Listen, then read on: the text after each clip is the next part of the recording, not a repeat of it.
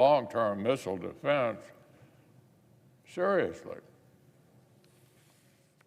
Likewise, why should they take American air power seriously if we're only willing to develop sixth-generation stealth fighters for the Air Force, but not for the Navy?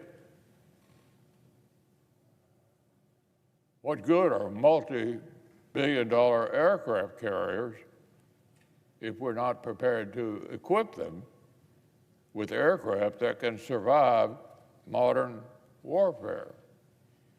At home and abroad, I'm concerned that too many of the President's advisors are unwilling to acknowledge the gap between his stated priorities and what they're prepared to invest to achieve them.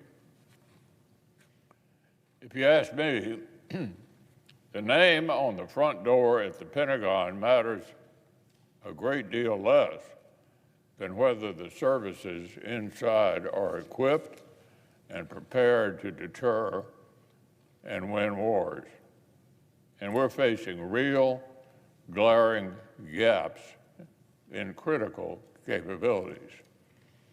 The ink was barely dry on the one big, beautiful bill when senior Pentagon officials began to report to my colleagues and I on the Appropriations Committee that they still face significant funding shortfalls.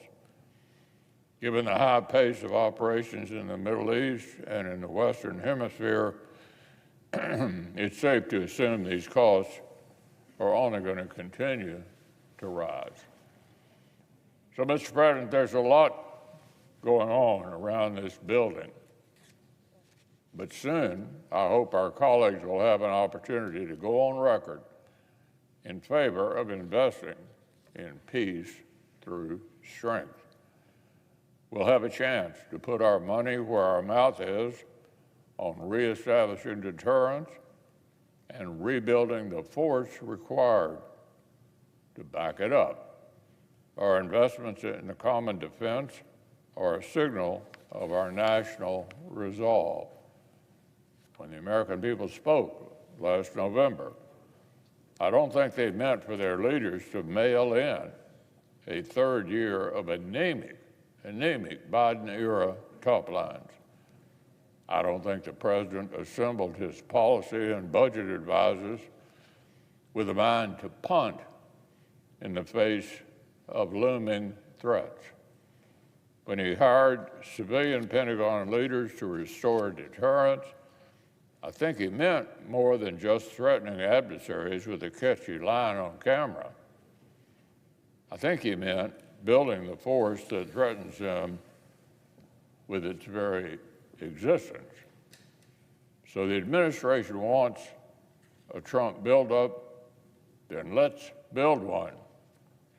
And once Democrat shutdown is over, let's start with serious, increased, full-year investments in our national defense.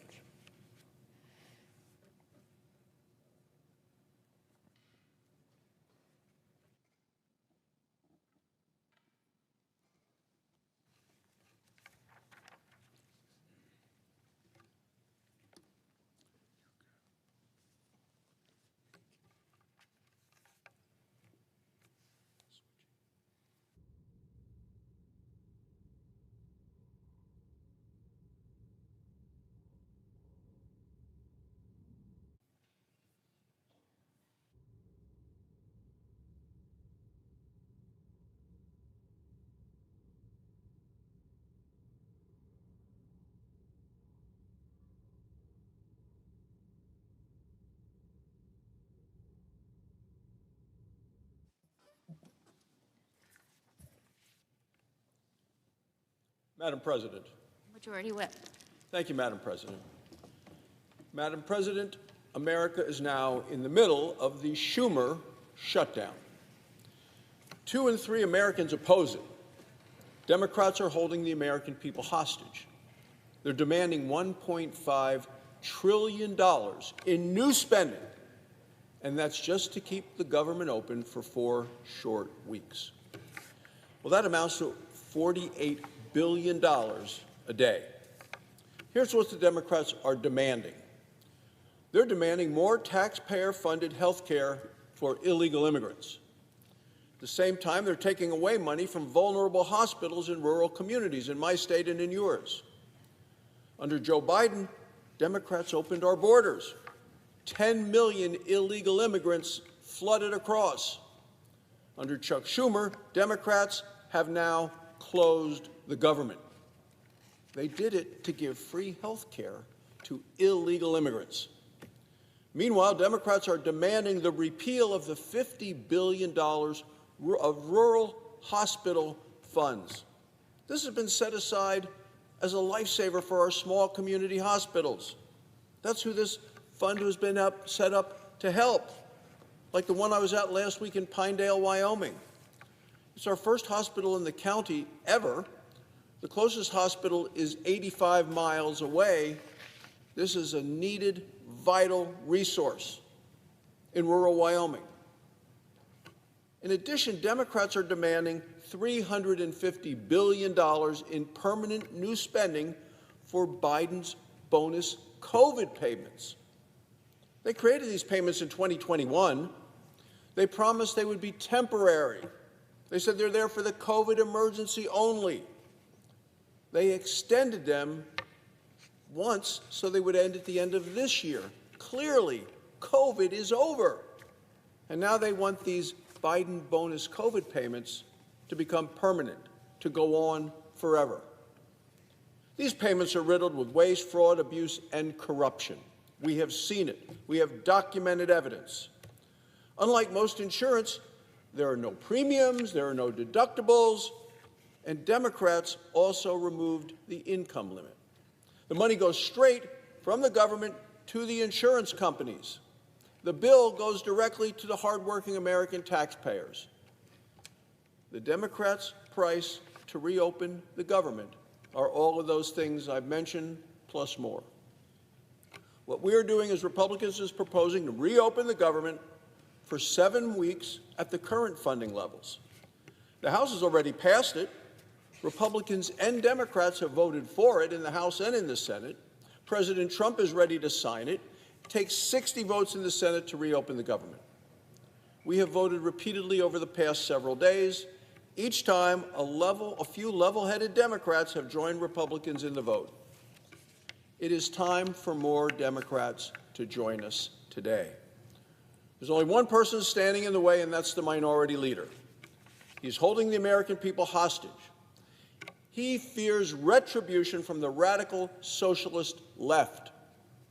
Easy to see why. The radical socialist left, including Senator Sanders, Senator Warren, AOC, they have become the Democrat leaders in this shutdown. They're the ones running the party.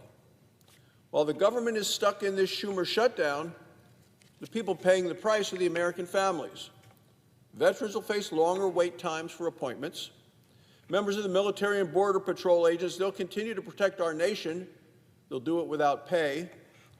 Some wildfire prevention, which is critical this time of year, will stop. Wildland firefighters will remain on the job unpaid. Mothers will lose access to vital programs that help feed their children. Sick patients on Medicare and Medicaid may lose home health care services. Small business owners will not receive new federal loans because the Small Business Administration is unable during a shutdown to process them. The American people all across this country are feeling the pain of the Schumer shutdown. Their request is simple. They're asking Senate Democrats to do what they've done 13 times under Joe Biden, to vote for a clean, continuing resolution that will reopen the government. All it takes are a few more Democrats, people who are willing to put the country first. We're about to vote today on another clean, continuing resolution, like the Democrats did 13 times when Joe Biden was in the White House, and that's the one to reopen the government. Republicans are going to vote for it. Democrats have the opportunity today, in just a few short minutes, to do the right thing for the American people. Let's see if they do. Thank you, Madam President. I yield the floor. It's the absence of a quorum. Clerk will call the roll. Ms. Also Brooks.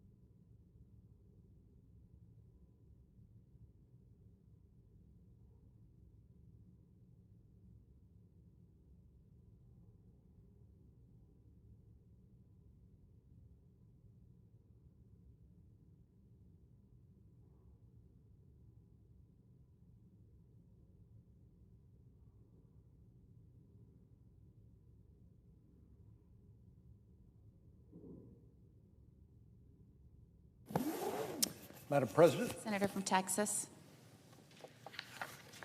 Madam President, are we in the quorum call? Yes. I'd ask consent that the quorum call be dispensed with. Without objection. Madam President, here we go again.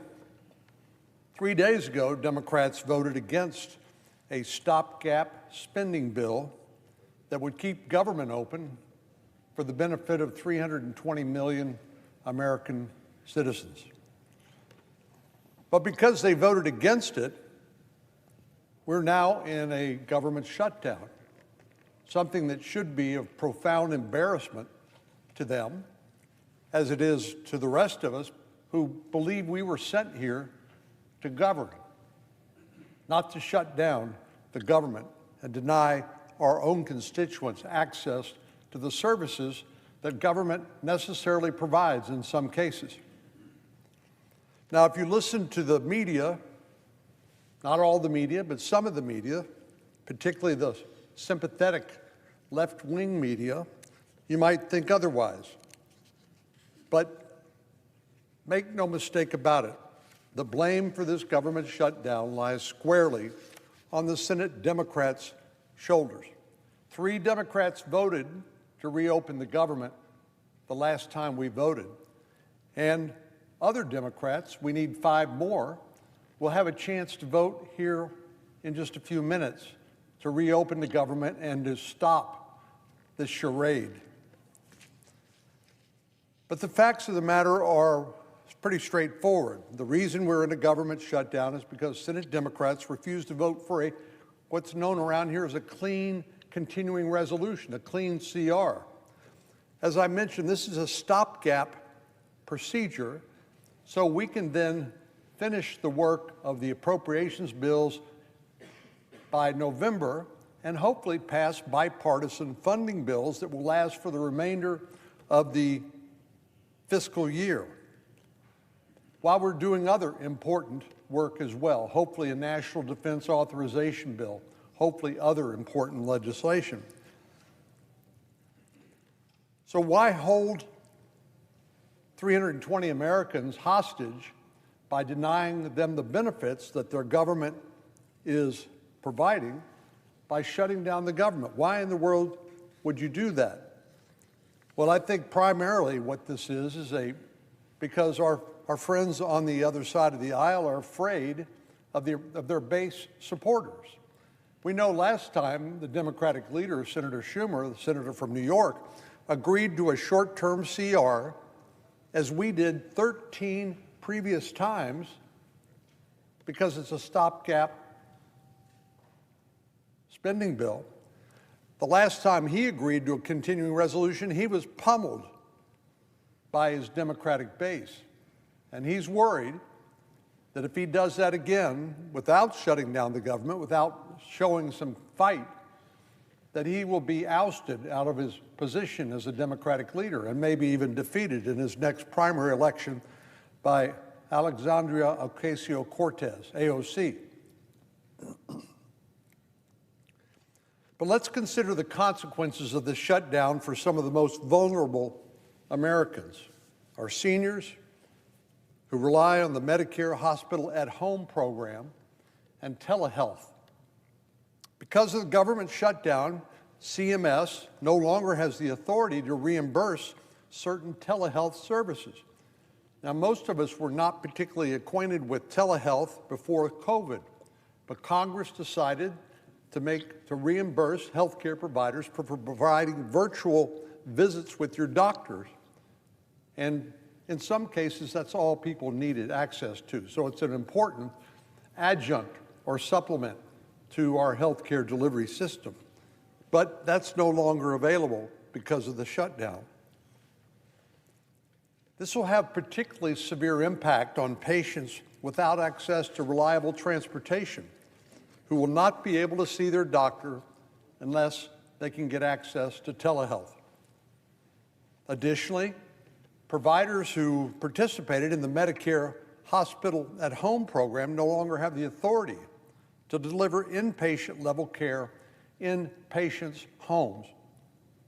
I know we're all concerned about the cost of health care, but if you can treat people in their homes, it's obviously a better place for the patient and it's less costly health care. But that authority expired with the shutdown of the federal government.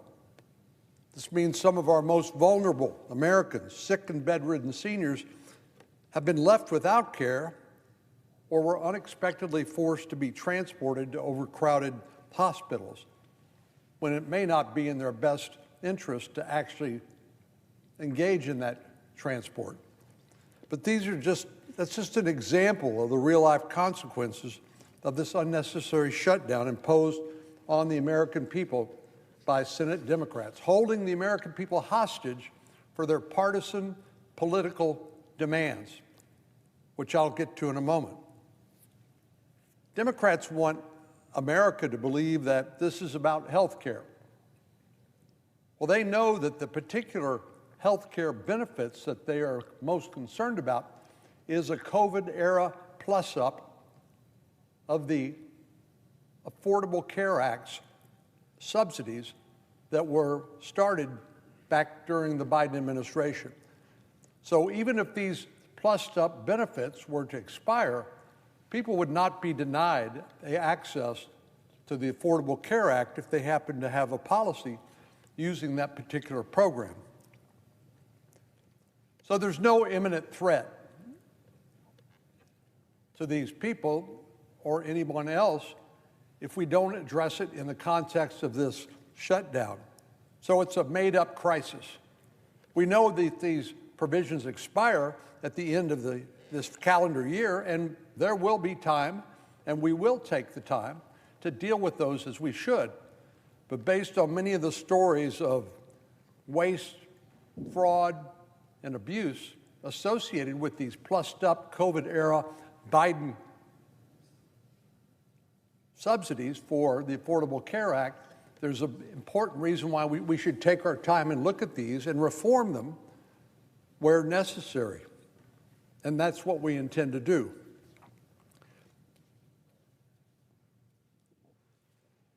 If Senate Democrats really cared about ensuring the most vulnerable patients in America got access to health care, they would never have shut down the government.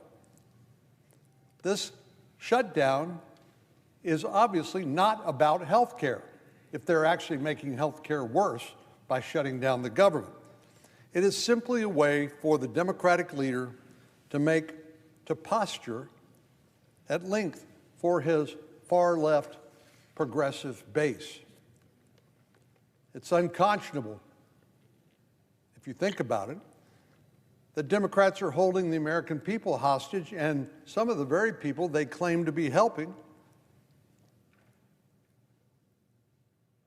get access to health care. Yet they are framing it as though somehow Republicans are forcing partisan demands. But the House has already passed a continuing resolution. The only thing stopping this from making its way to President Trump's desk is a vote in the Senate. And we need 60 votes in the Senate under Senate rules. And right now, 3 Democrats have joined with virtually all Republicans to vote for this continuing resolution, which only will take us to November the 20th to give us time to do the other appropriations bills that I mentioned a moment ago. But the reason why I call the Democrats' demand a partisan wish list is because they're asking for the sun and the moon. First of all, starting with their proposal. Anybody listening is reminded of the fact that we just recently passed the One Big Beautiful Bill, since rebranded to the Working Families Tax Cut Act. But the proposal made by the Democrats in their alternative continuing resolution says they want to repeal it.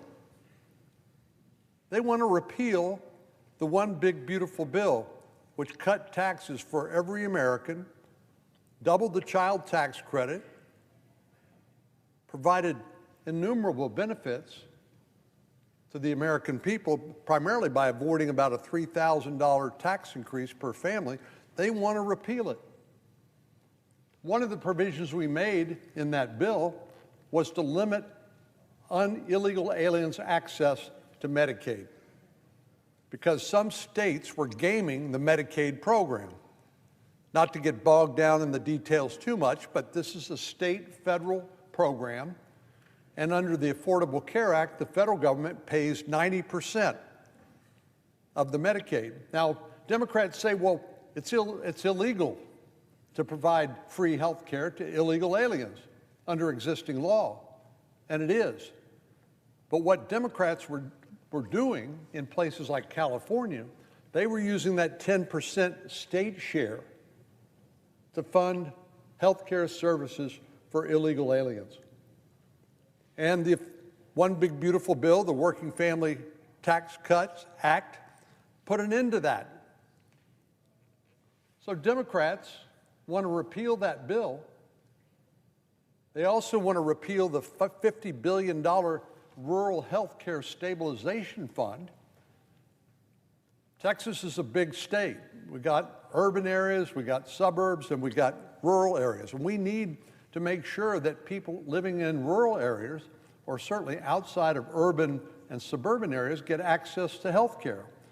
And one of the things we did in the One Big Beautiful Bill is provide a $50 billion stabilization fund to make sure they could get access to health care. But Democrats want to give that away.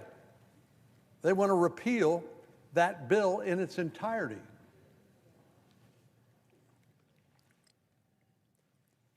Well, I've heard Democrats on TV and on social media say, we don't want to provide free health care to illegal aliens. But again, this is the provision that they want to change. They want to repeal this provision, alien Medicaid eligibility, which limited the ability to game the Medicaid program, the state contribution to a state federal share program, to fund health care for illegal aliens. Now, we know that there's a lot of reasons why people come to the country, our country, illegally. Many are drawn because they want to work. We understand they want a better life. We understand that, but the right way to do that is through legal channels, not through illegal channels. But one of the magnets that draws people to come to the country is access to taxpayer-provided free benefits, like free health care. But the states like California that game the Medicaid system are the worst offenders when it comes to providing free access to health care using this Medicaid program. But this is a provision that Democrats now want to repeal. The prohibition we passed in the One Big Beautiful Bill, the Working Family Tax Cuts Act.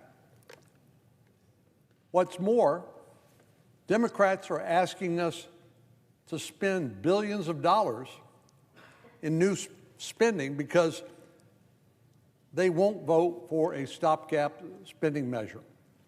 So we know that the Affordable Care Act subsidies, in other words, Obamacare, is enormously expensive. I won't spend much time here talking about the false promises upon which Obamacare was sold. If you like your policy, you can keep it. If you like your doctor, you can keep your doctor. And actually, the claim that it will lower health care expenditures, none of that was true. And Democrats want to put those subsidies on steroids through the Biden-era COVID supercharged subsidy program. And they want to do it not just temporarily, they want to do it for the next 10 years, which will result in hundreds of billions, even $1 trillion plus of new spending. Now, one of the things that we did in the One Big Beautiful Bill was we passed $400 billion in deficit reduction. Why is that important? Because Our country now owes roughly $37 trillion. We're $37 trillion in debt. And if we don't do something about that, we're going to be in deep trouble in the not too distant future. Right now, we pay more money on interest on the national debt than we do on defense in a very dangerous world.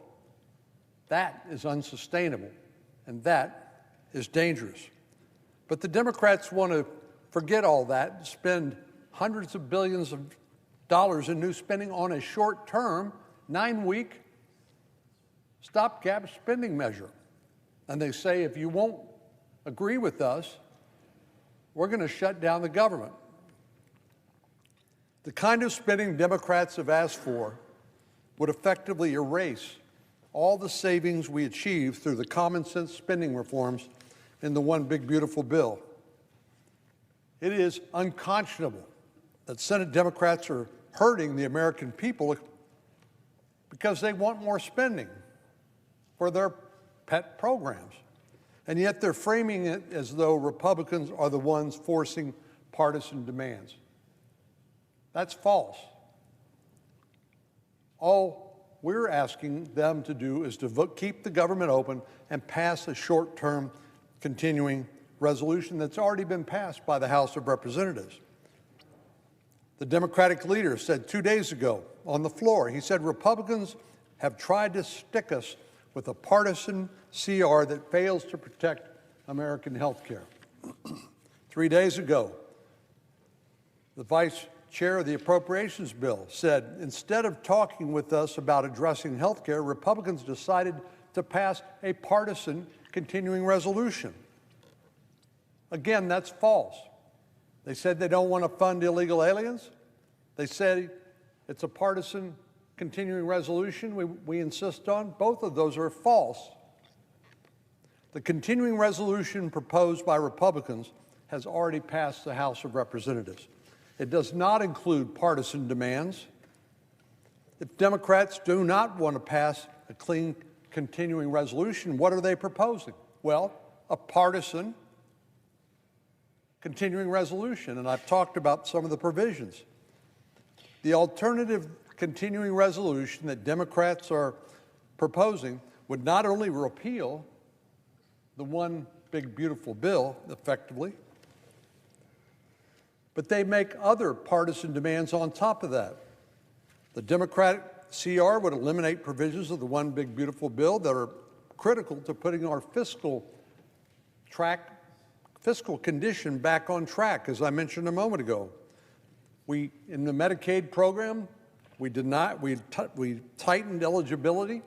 We added work requirements for able-bodied adults. We required stricter eligibility reporting and ensured that illegal immigrants do not get free health care benefits.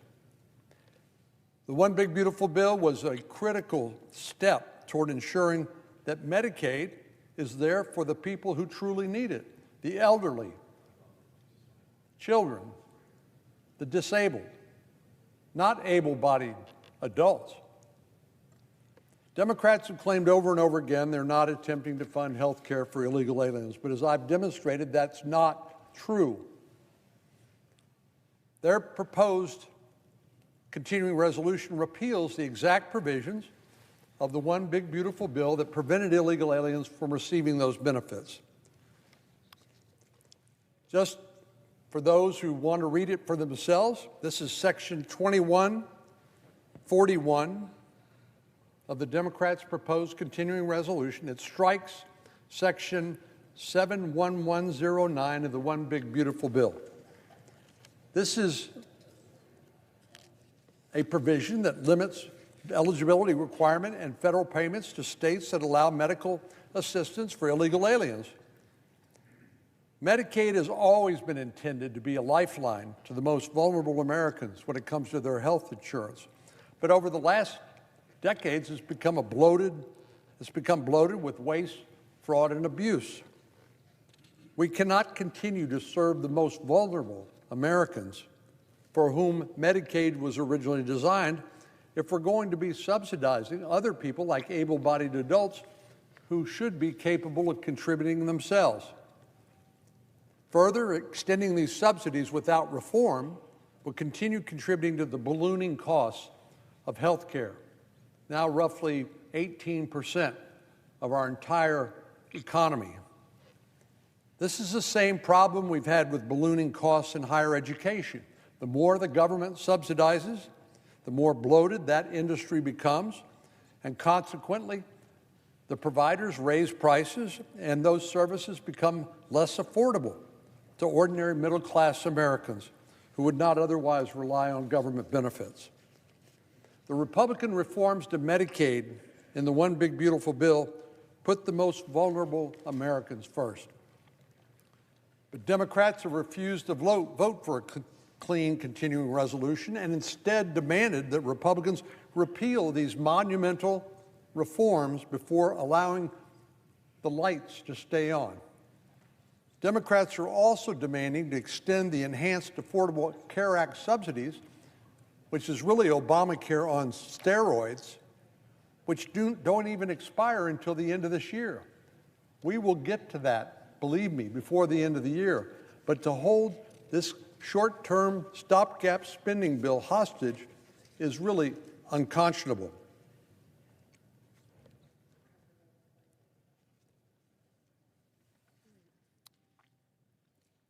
To anyone who says that Republicans are proposing a partisan continuing resolution while Democrats are doing everything they can to keep the government open, I hope I've made it clear that the reality is just the opposite.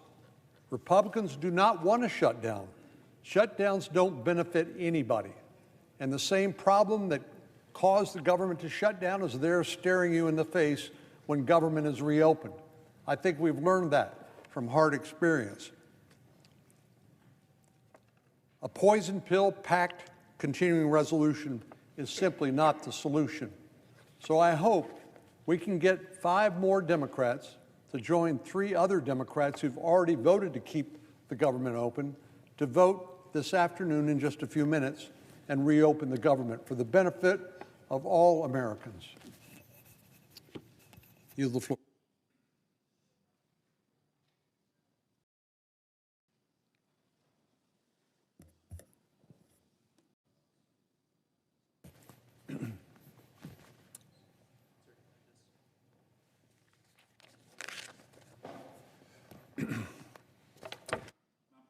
Senator from Alaska. Madam President, I ask unanimous consent to speak up to 10 minutes prior to the scheduled roll call vote. Without objection. Madam President, I'm here on the floor today to ask for unanimous consent to pass a very important resolution that I try to move forward every year. It's my Choose Respect Day resolution. I want to thank Senator Schiff for being my lead co-sponsor on the other side of the aisle. And it's to kick off also Domestic Violence Awareness Month. Now, Madam President, as a former AG, like myself, this is really important to me, my state. I come down on the floor a lot to brag about the great state of Alaska in so many different areas. But this is one area where I don't like to brag about Alaska because there's not much to brag about. We have some of the highest rates of domestic violence, of sexual assault of any place in the country. Really bad. So when I was Attorney General a number of years ago, the governor and I launched this big initiative called the Choose Respect Initiative. We changed the laws. We made perpetrators really pay if they were going to commit these heinous crimes in Alaska. We got funding for lawyers and resources. We got different services, and we had ads all over TV in Alaska about choosing respect. Real Alaska men choose respect. They don't commit these heinous acts. They don't hit their girlfriend. They don't do any of that kind of horrible stuff. And started to work in my state, Madam President, to change the culture, which wasn't a good culture up in Alaska. We're still doing that, so when I came to the Senate, I really wanted to continue this work. Really important work. It's been bipartisan to try to change the culture in our country. We have very, very high rates, too high rates of domestic violence and sexual assault in many places in America. And we should all be focused on making sure the next generation of young men don't do that. So one of the ways in which we've done that, Madam President, is my Power Act, which has been to get pro bono legal services for domestic violence survivors and victims. This is an innovative idea that we started in Alaska, brought here to the Senate. The Power Act now has had over 61,000 attorneys across America provide pro bono legal assistance to survivors. 61,000. That was from a bill here we had on the Senate floor. These are the kind of things we can do in the Senate, in the Congress, to address this very significant challenge in my state, but across the country. So this resolution, Madam President, builds on what we're doing across the board on many of the different Choose Respect initiatives that I've brought to the Congress in a bipartisan way over the years.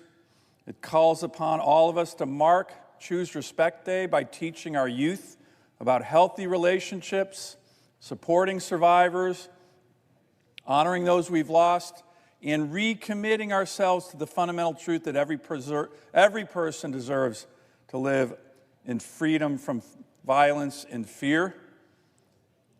The call to choose respect is simple but powerful. If we live by it, not just on October 1st, as the resolution calls for, we can break the cycle of abuse, strengthen families, and build a safer, more respectful country.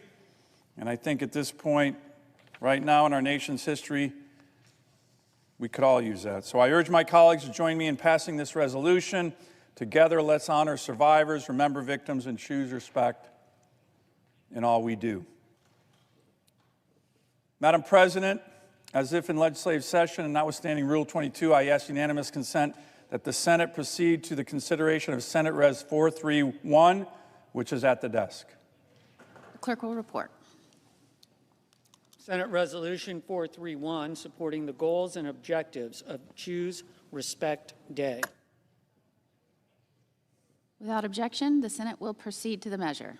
I ask unanimous consent that the resolution be agreed to, the preamble be agreed to, and that the motions to reconsider be considered made and laid upon the table with no intervening action or debate.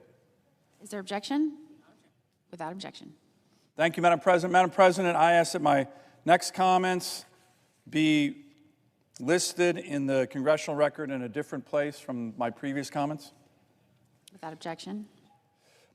Madam President, I'm very hopeful that my colleagues here will move forward on this bipartisan, clean, continuing resolution so we can get our government open again. I do want to just explain to the American people and maybe some of our friends in the media a little dirty secret that's going on down here on the Senate floor. A lot of my Democratic colleagues are getting frustrated. Not with us. Not with us. We've had 3 already cross over and vote with us. There's a lot more who want to do it, Madam President. They're frustrated because they know we got to reopen the government. They know this is the way to do it. A simple, bipartisan, clean, continuing resolution. We've been doing this all the time here in the Senate. We've done it over 10 times during the Biden administration on the Republican side, but there's frustration. And I'll give you my sense of why there's frustration on the Democratic side, Madam President. Usually in this place, when you run for leader, Democrat leader, Republican leader, and you're in leadership, there's kind of a unwritten rule that the leader will protect the broader membership and broader members. On votes and different things, that's kind of what leadership is about. This is the first time I've seen in my entire time here in the U.S. Senate where on the Democrat side, the broader membership seems to be protecting just the leader. We all know why. He's worried about his left flank, worried about getting primaried, so that my colleagues on the other side of the aisle are getting frustrated. Not with us. They know this is the right way to do it. They're getting frustrated because they think they're having to protect their leader, which isn't the way it works, it's supposed to work here. The minority leader previously called blocking a clean bipartisan CR to get bigger demands from their side, quote, political idiocy. Well, Madam President, what we're viewing right now is a lot of political idiocy coming from the other side, and my colleagues on the Democratic side are really starting to get frustrated. Not with us, but with their own leader. So I'm hoping on this vote in the next hour or so, for the American people, for the institution of the U.S. Senate, we have a couple more Democrat senators who have the courage to break with the political idiocy that we're seeing right now on their side. Vote with us, reopen the government. They know it's the right thing to do. I hope that happens. I yield the floor.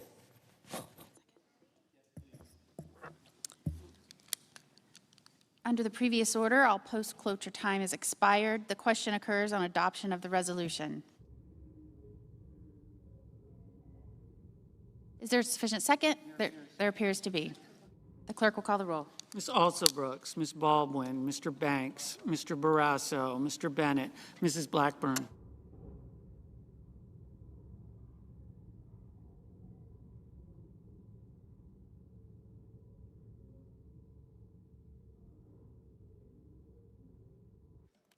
Mr. Blumenthal.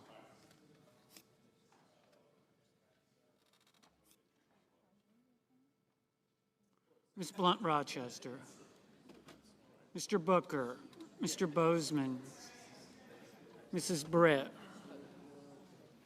Mr. Budd. Ms. Cantwell. Mrs. Capito. Mr. Cassidy. Ms. Collins. Mr. Coons. Mr. Cornyn. That's okay. That's okay. We'll take care of it. Ms. Cortez Masto. Mr. Cotton. Mr. Kramer. Mr. Crapo. Mr. Cruz. Mr. Curtis. Mr. Daines. Sure. Happy to.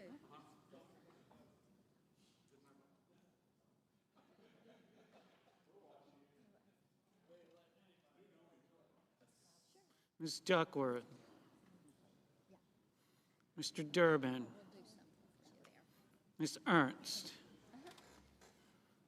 Mr. Fetterman.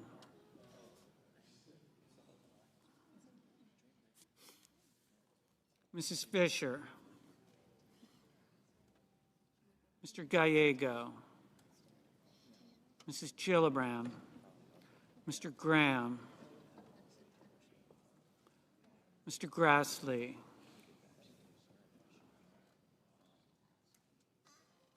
Mr. Haggerty. Ms. Hassan. Mr. Hawley. Mr. Heinrich.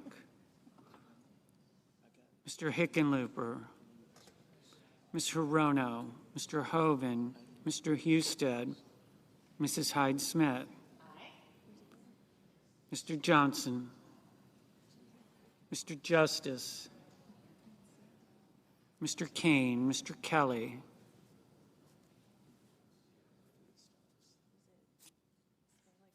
Mr. Kennedy.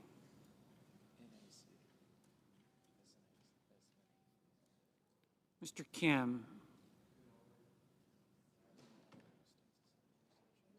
Mr. King. Ms. Klobuchar. Mr. Langford. Mr. Lee. Mr. Lujan. Ms. Lummis. Mr. Markey.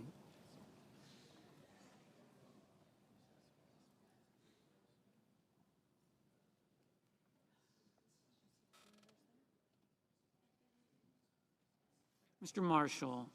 Mr. McConnell. Mr. McCormick. Mr. Merkley. Mrs. Moody. Aye. Mr. Moran. Mr. Moreno. Mr. Mullen. Ms. Murkowski. Mr. Murphy. Mrs. Murray.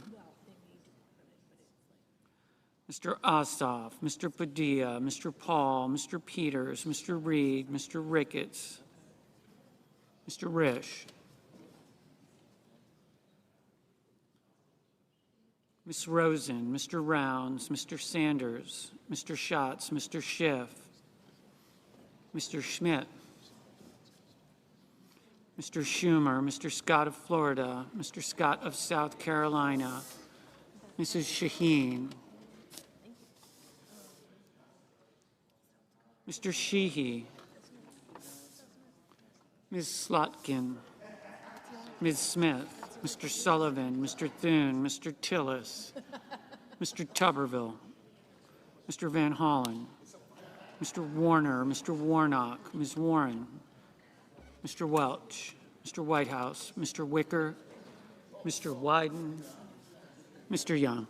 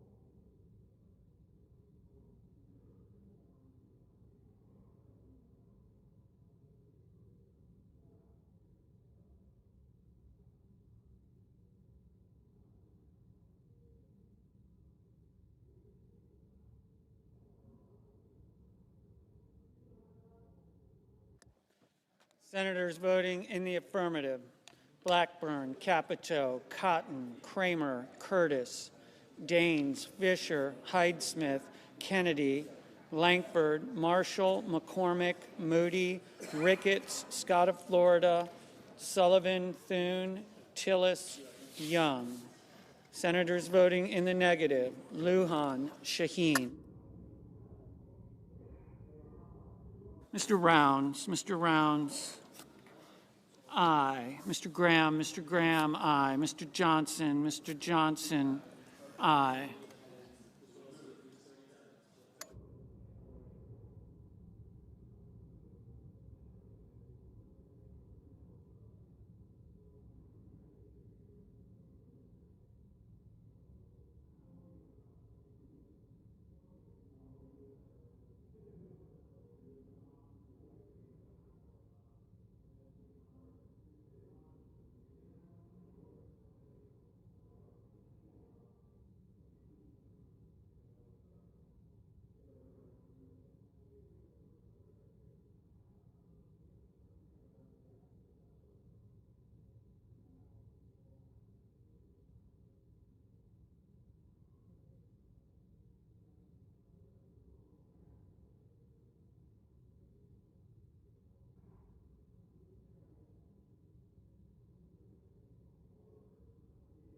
Mr. Lee, aye.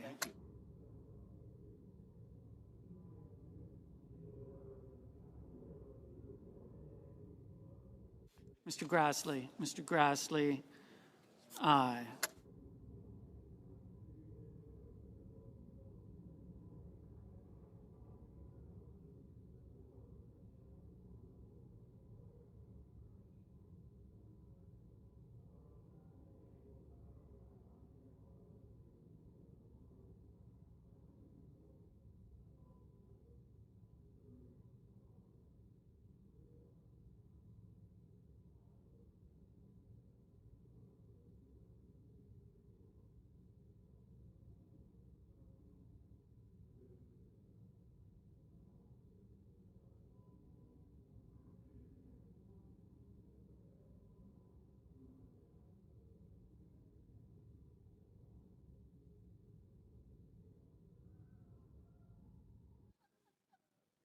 Ms. Hassan, no.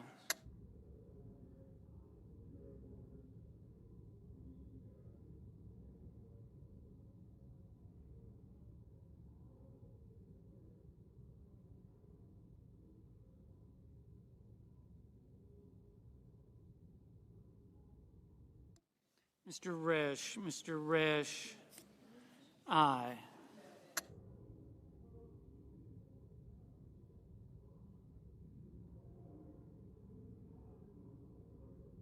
Ms. Collins, aye.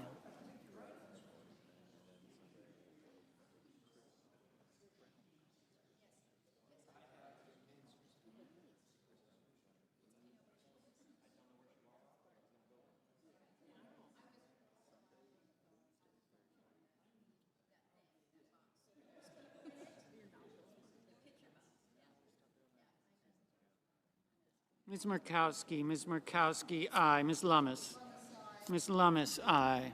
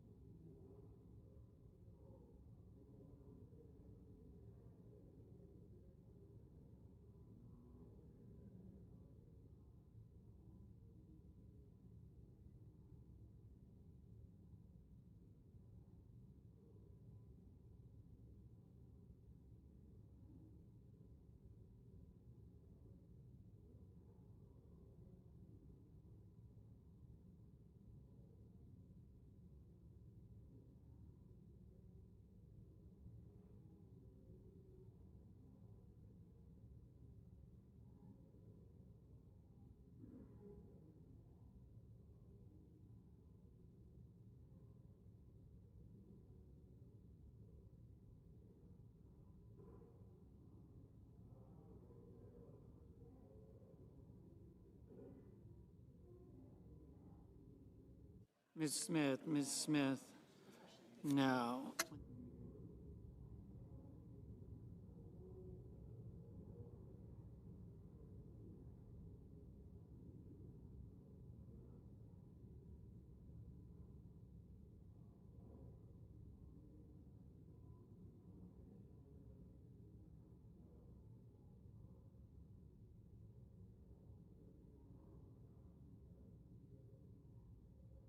Mr. Whitehouse, no.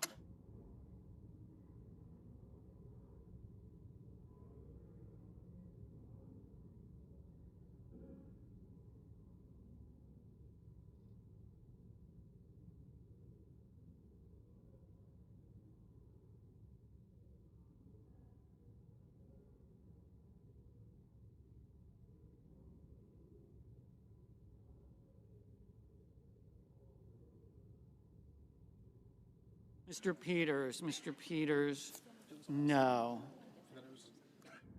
Mr. Reed, no. Ms. Rosen, no. Mr. Heinrich, no.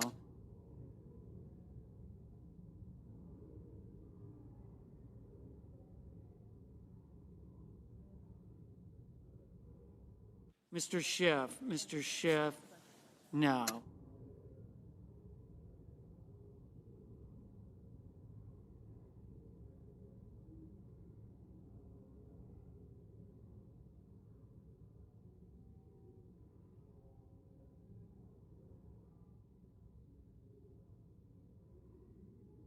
Mr. Barrasso, aye.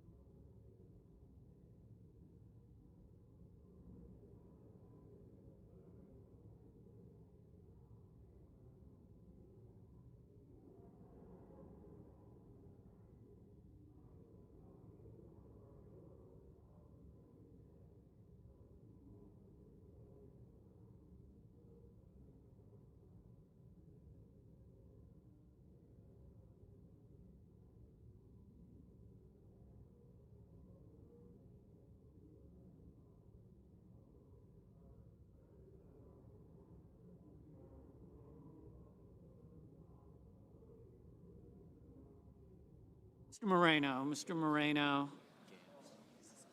Aye.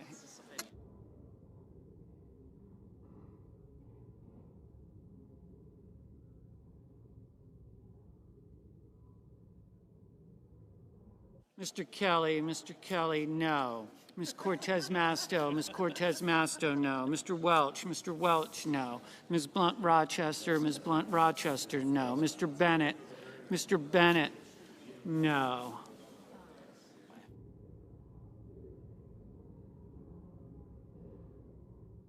Mr. Hickenlooper, no. Mr. Sanders, no. Ms. Also Brooks, no. Mr. Kane, no. Mr. Blumenthal, no.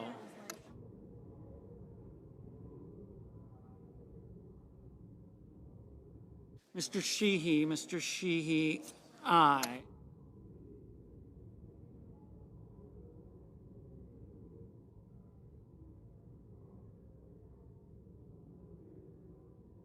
Mr. Warner, no. Mr. Wyden, no. Miss Warren, no. Mr. Markey, no. Mr. Cassidy, aye. Mr. Paul, aye. Mr. Durbin, no. Ms. Slotkin, no. Mr. Tuberville, aye.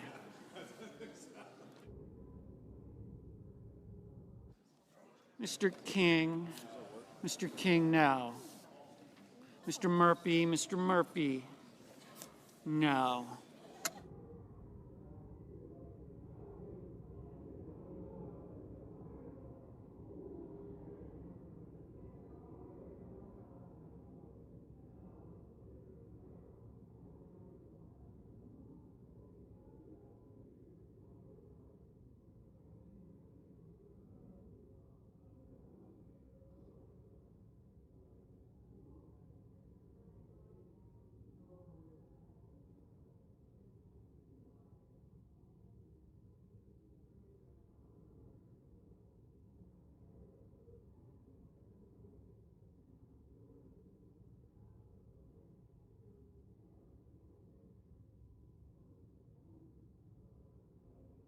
Mr. Van Hollen, no. Ms. Baldwin, no. Ms. Duckworth, no. Mr. Schatz, no.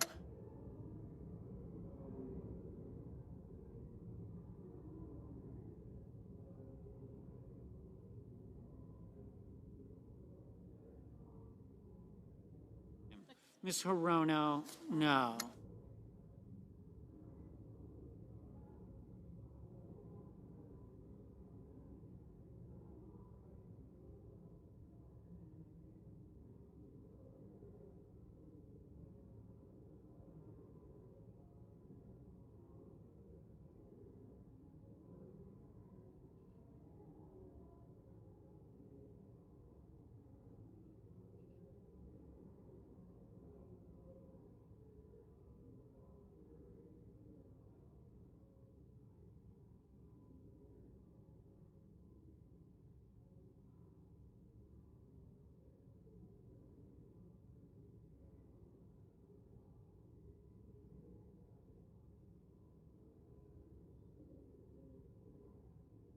Ms. Ernst, aye.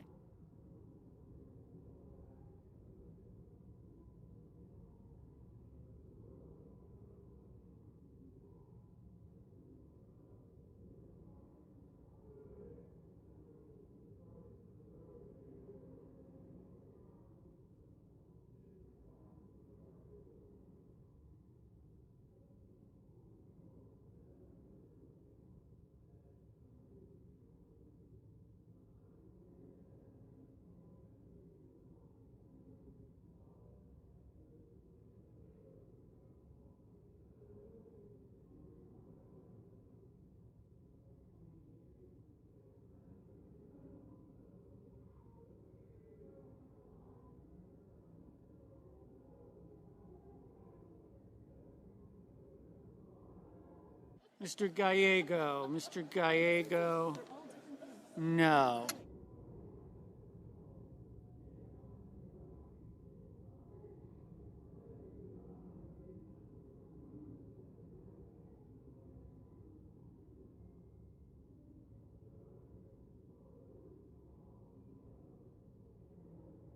Mr. Ossoff, no.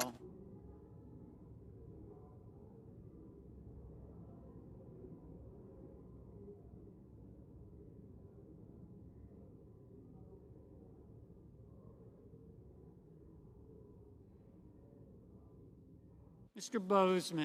Bozeman, aye.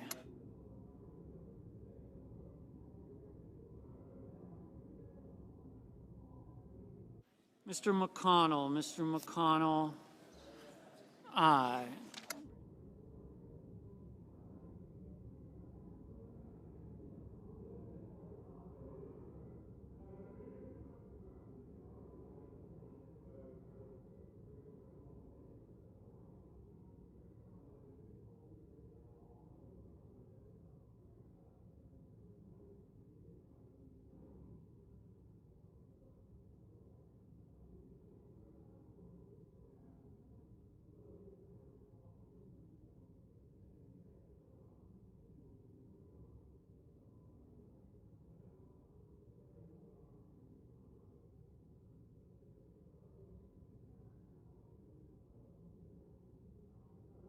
Ms. Cantwell, no.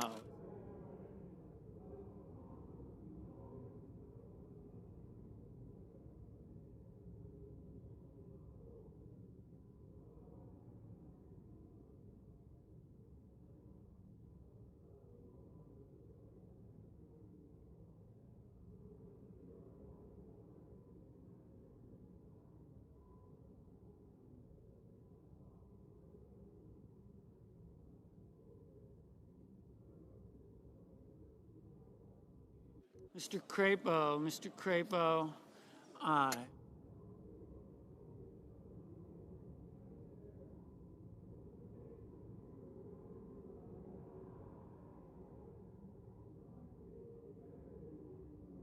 Mr. Warnock, no. Mr. Merkley, no. Mr. Schmidt, aye.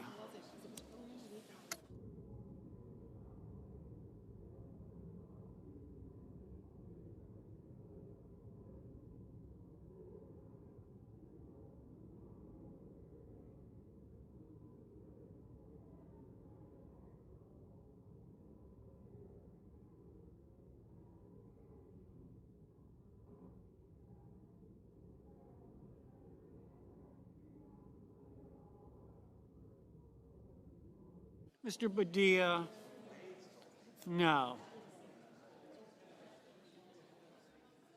Mr. Hawley, aye.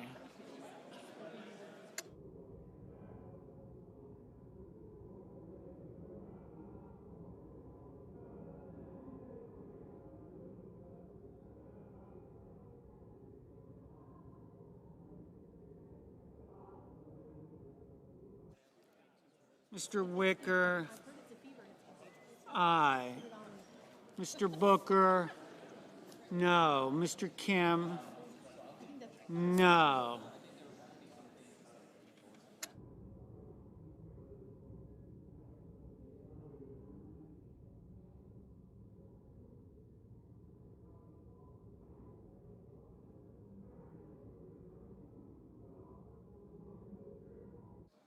Mrs. Murray, no. Mr. Mullen, aye.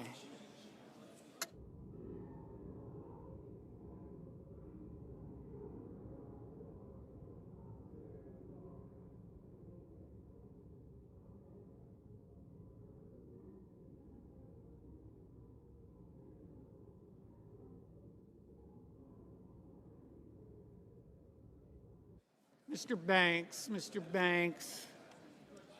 aye.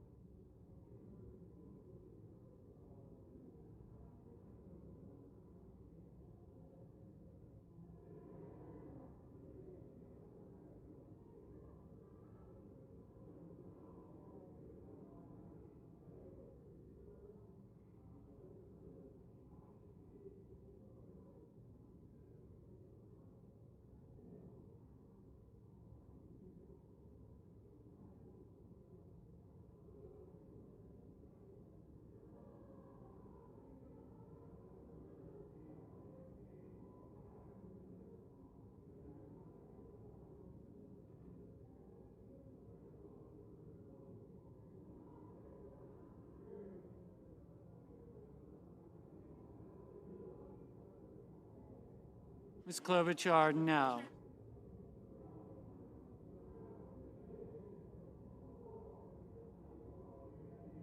Mr. Schumer, no.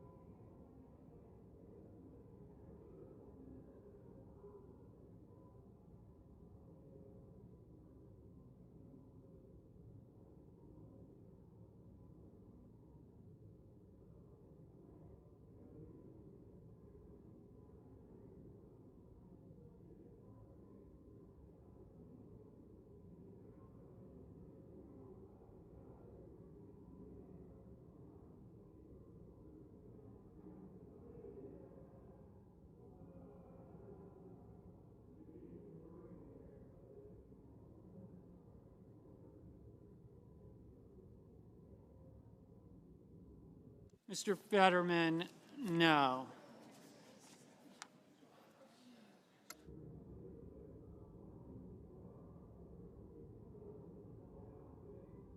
Mrs. Brett, aye.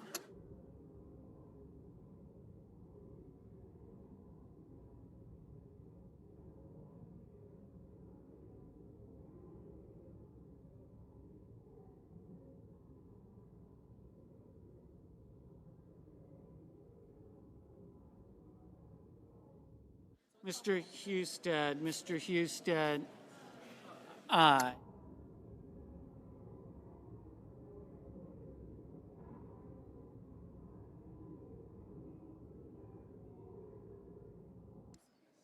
Mr. Budd, aye.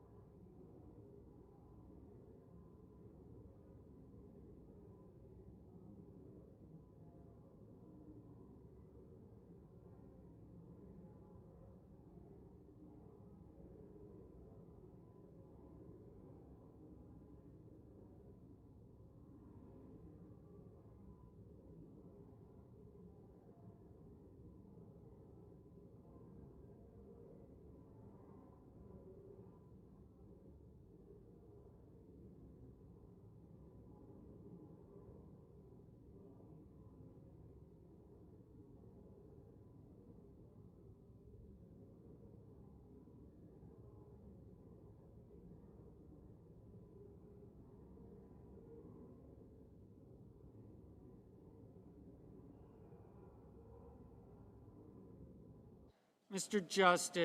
Justice, aye.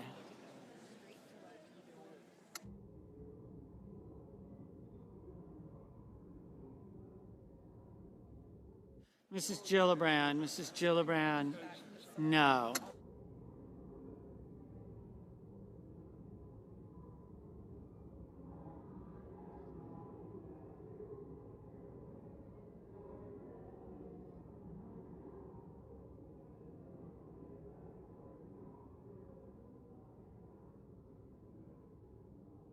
Mr. Scott of South Carolina, aye. Mr. Cornyn, aye.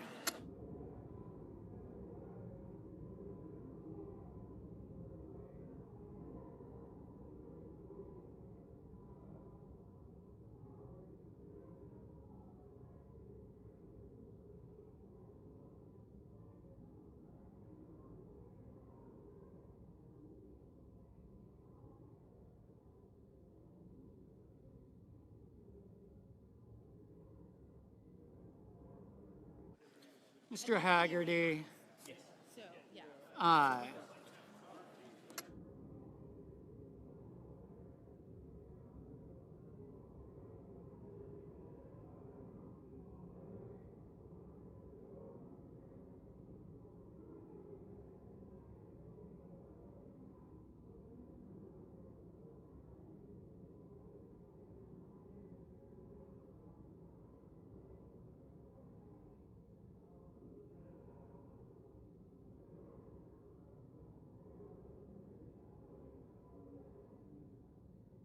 Mr. Hoven, aye.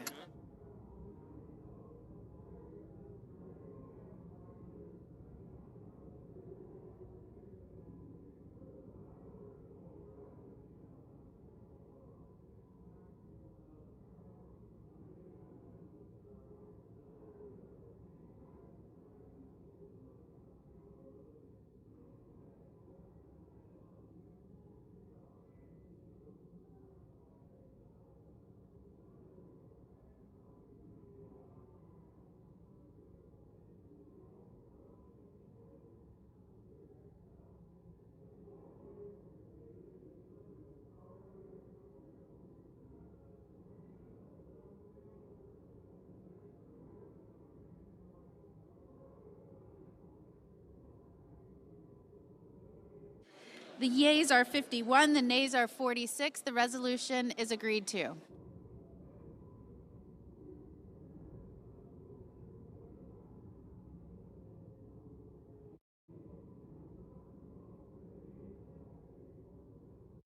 Madam President, Democratic Leader. I move to proceed to The Senate will be in order. Thank you, Madam President. I move to proceed to the motion to reconsider the vote on the motion to invoke cloture on the motion to proceed to S2882. The question is on the motion. All those in favor say aye. Aye. All opposed, no. The ayes appear to have it. The ayes do have it. The motion is agreed to. I move to reconsider the vote on the motion to invoke cloture on the motion to proceed to S2882. The question is on the motion. All those in favor say aye. Aye. All opposed, no. The ayes appear to have it. The ayes do have it. The motion is agreed to. Yield the floor. No. The clerk will report the motion to invoke cloture. Cloture motion. We, the undersigned senators, in accordance with the provisions of Rule 22 of the Standing Rules of the Senate, do hereby move to bring to a close debate on the motion to proceed to calendar number 167, S2882, a bill making continuing appropriations for the fiscal year ending September 30th, 2026, and for other purposes, signed by 17 senators. Under the previous order, the mandatory quorum call under Rule 22 has been waived. The question is it the sense of the Senate that debate on the motion to proceed to S2882, a bill making continuing appropriations for the fiscal year ending September 30th, 2026, and for other purposes shall be brought to a close upon reconsideration? Yeas and nays are mandatory under the rule. The clerk will call the roll. Ms. Also Brooks, Ms. Baldwin.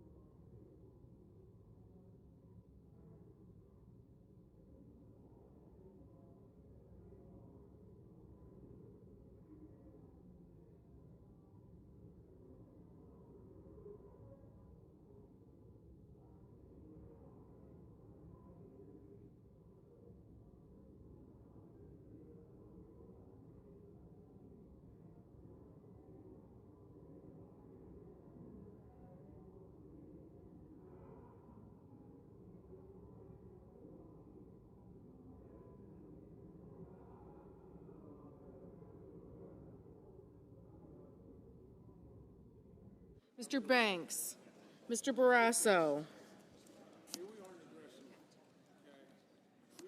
Mr. Bennett, Mrs. Blackburn,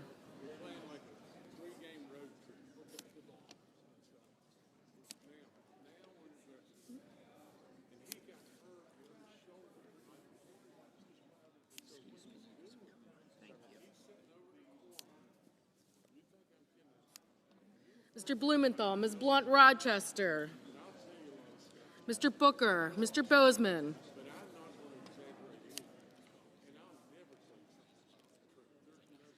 Mrs. Britt, Mr. Budd, Ms. Cantwell, Mrs. Capito, Mr. Cassidy, Ms. Collins, Mr. Coons, Mr. Cornyn,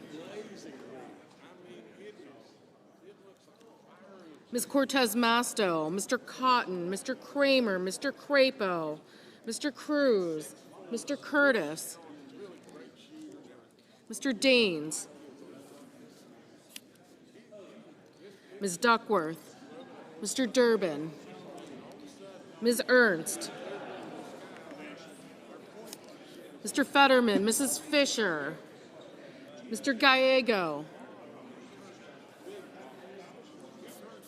Mrs. Gillibrand, Mr. Graham, Mr. Grassley, Mr. Haggerty,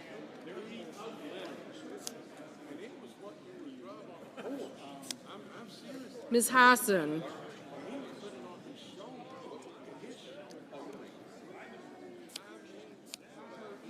Mr. Hawley, Mr. Heinrich, Mr. Hickenlooper,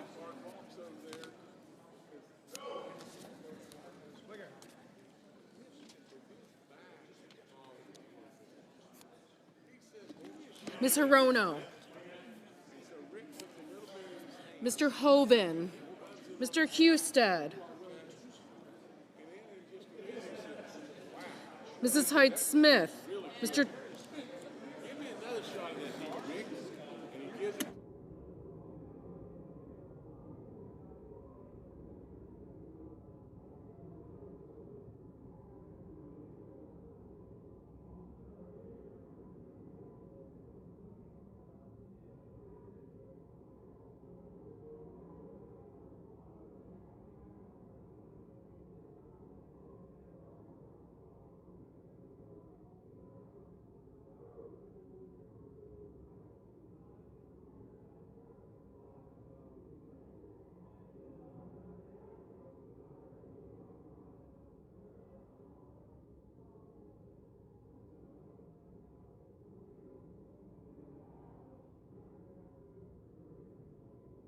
Mr. Johnson, Mr. Justice, Mr. Kane, Mr. Kelly, Mr. Kennedy, Mr. Kim, Mr. King, Ms. Klobuchar, Mr. Langford, Mr. Lee, Mr. Lujan,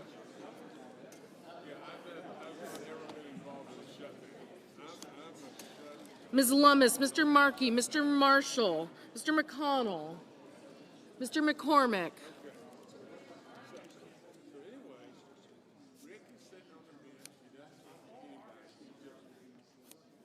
Mr. Merkley, Mrs. Moody, Mr. Moran, Mr. Marino, Mr. Mullen, Ms. Murkowski,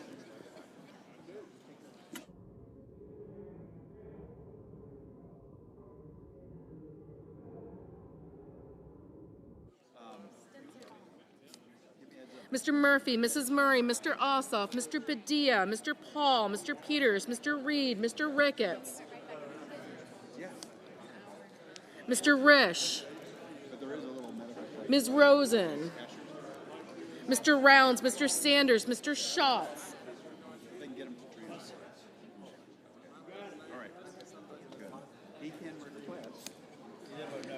Mr. Sanders, Mr. Schatz, Mr. Schiff, Mr. Schmidt,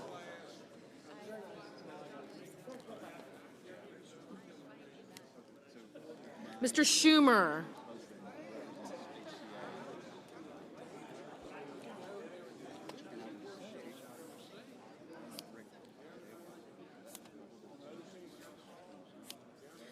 Mr. Scott of Florida, Mr. Scott of South Carolina, Mrs. Shaheen, Mr. Sheehy, Ms. Lotkin, Ms. Smith, Mr. Sullivan, Mr. Thune, Mr. Tillis, Mr. Tuberville, Mr. Van Hollen, Mr. Warner, Mr. Warnock, Ms. Warren, Mr. Welch, Mr. Whitehouse,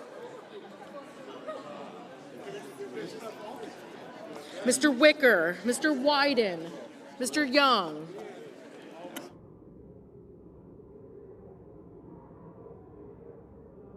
Senators voting in the affirmative: Baldwin, Bennett, Blount Rochester, Booker, Cantwell, Cortez Masto, Duckworth, Durbin, Fetterman, Gallego, Gillibrand, Hassan, Heinrich, Hickenlooper, King, Markey, Merkley, Murphy, Murray, Ossoff, Padilla, Peters, Reed, Sanders, Schatz, Schiff, Schumer, Slotkin, Smith, Van Hollen, Warner, Warnock, Warren, Welch, and Wyden.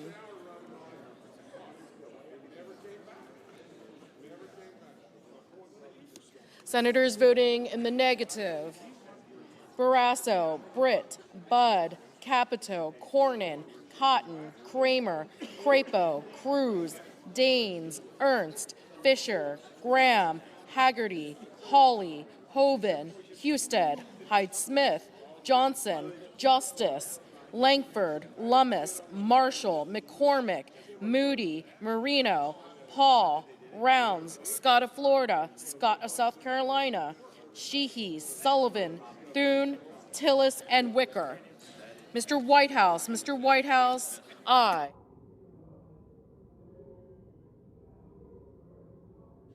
Ms. Collins, no.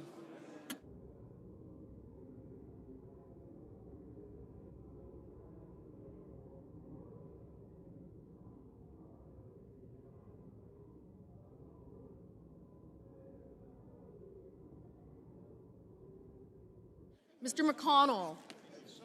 McConnell, no.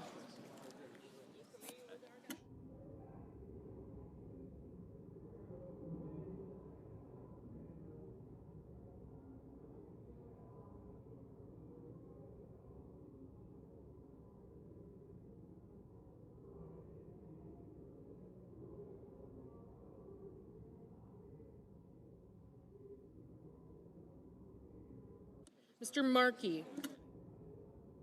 Ms. Brooks, aye.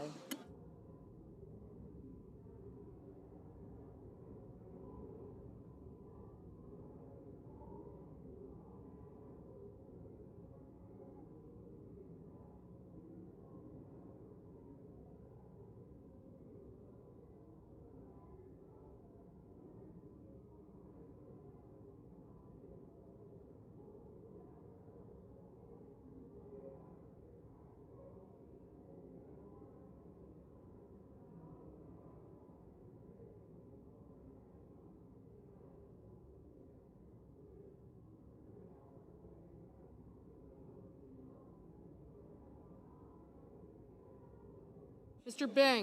Banks, no.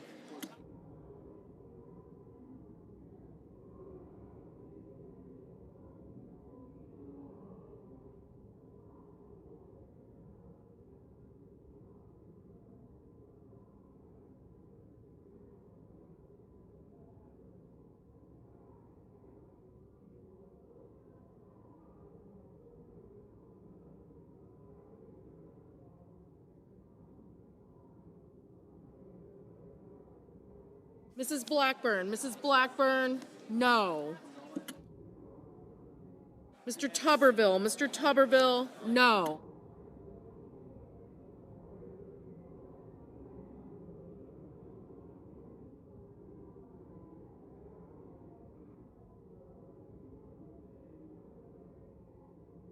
Mr. Blumenthal, aye.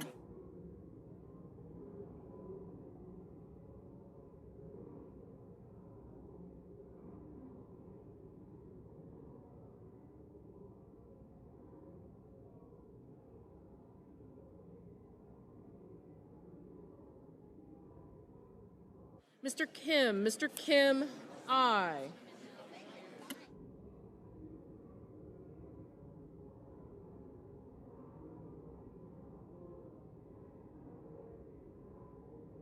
Mrs. Shaheen, Mrs. Shaheen, aye. Ms. Rosen, aye. Mr. Kane, aye. Ms. Murkowski, no.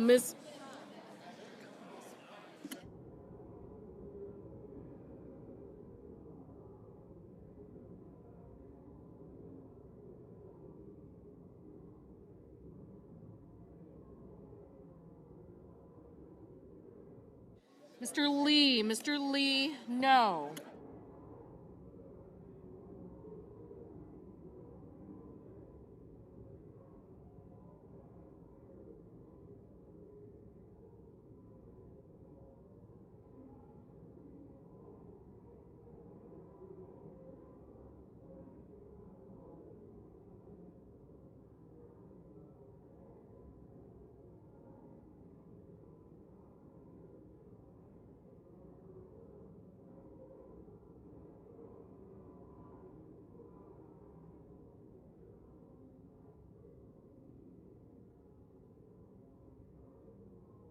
Ms. Hirono, aye.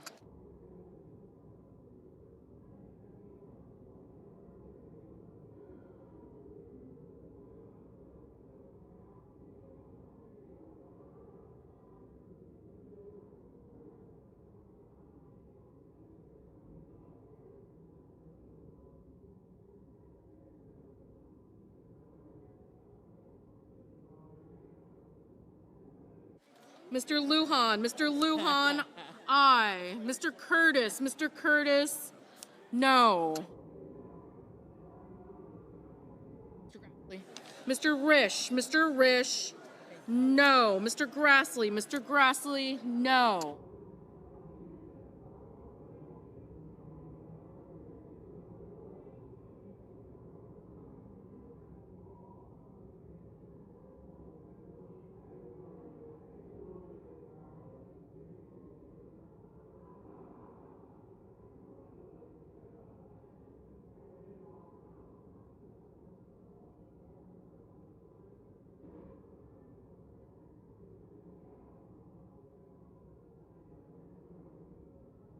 Ms. Klobuchar, aye.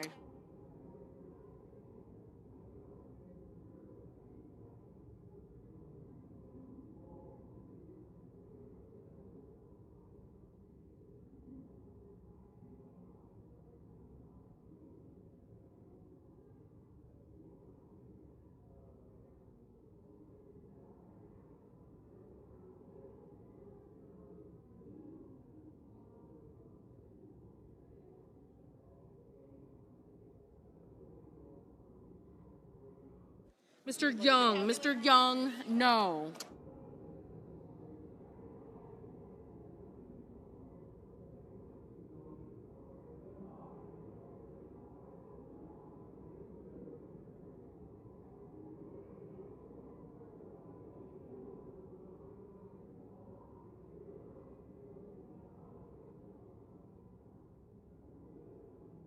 Mr. Bozeman, no.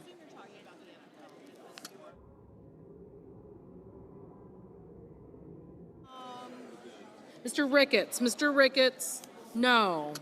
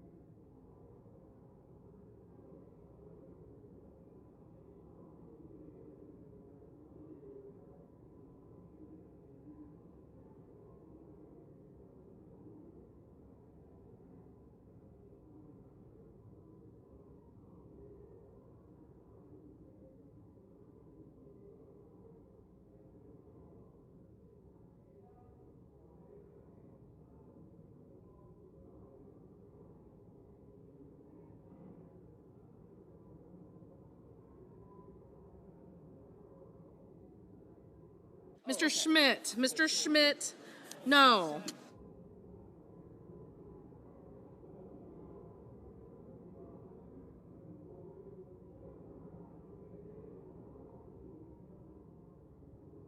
Mr. Kelly. Mr. Kelly, aye.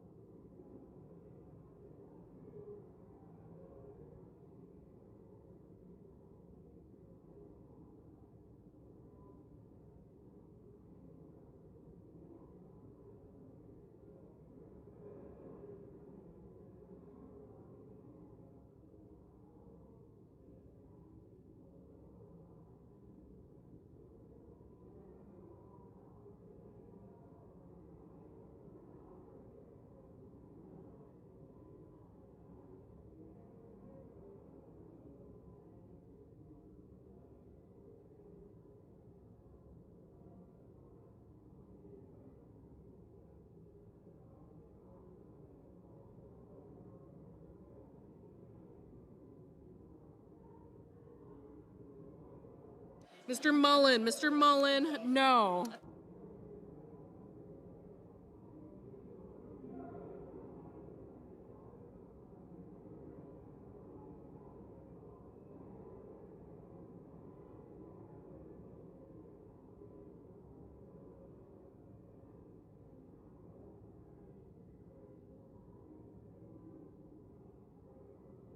Mr. Cassidy. Mr. Cassidy, no.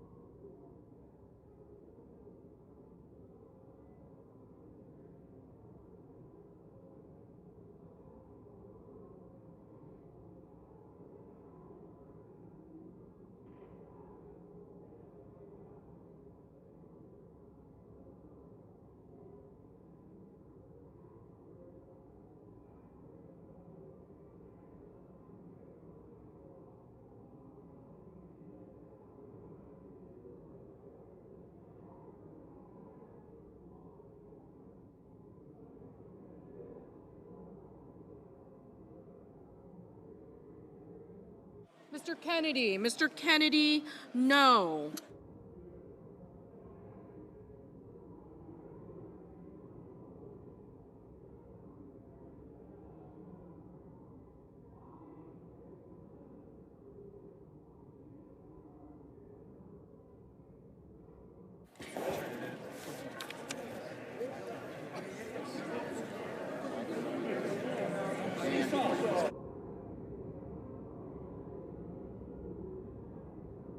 On this vote, the yeas are 46, the nays are 52. 3/5 of the senators duly chosen and sworn not having voted in the affirmative. The motion upon reconsideration is not agreed to.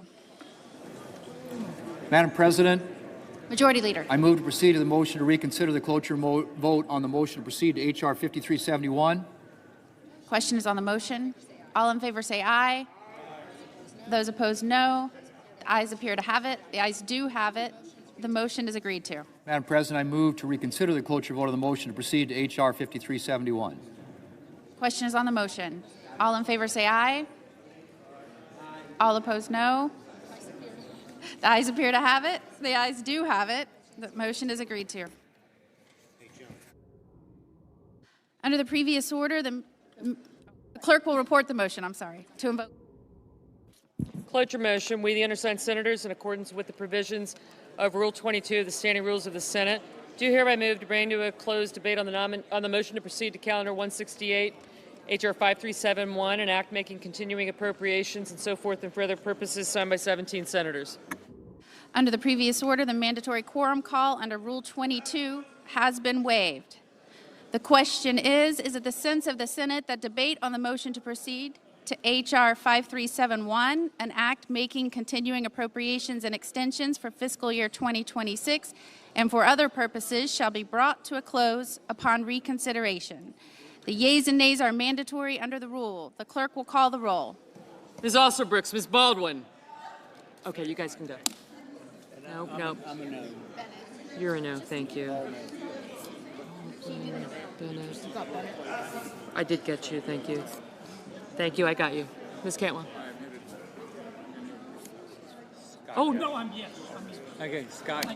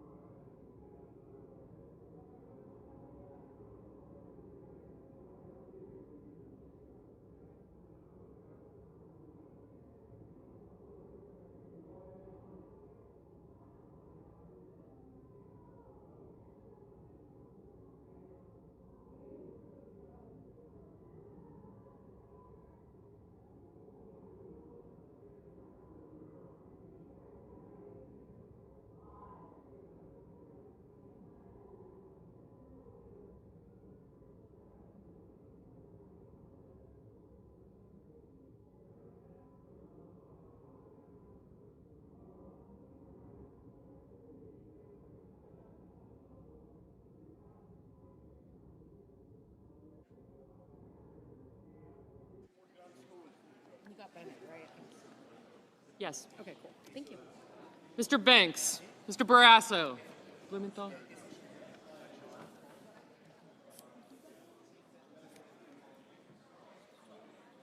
Mr. Bennett, Mrs. Blackburn, Mr. Blumenthal, Ms. Blunt-Rochester, Mr. Booker, Mr. Bozeman, Mrs. Britt, Mr. Budd,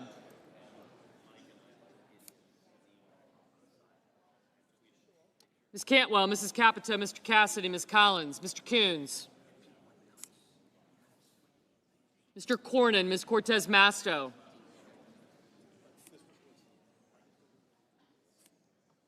thank you, Mr. Cotton,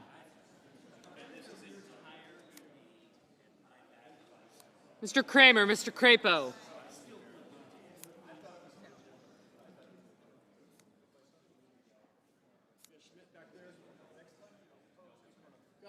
yep. Thank you. Mr. Cruz, Mr. Curtis, Mr. Daines. Ms. Duckworth.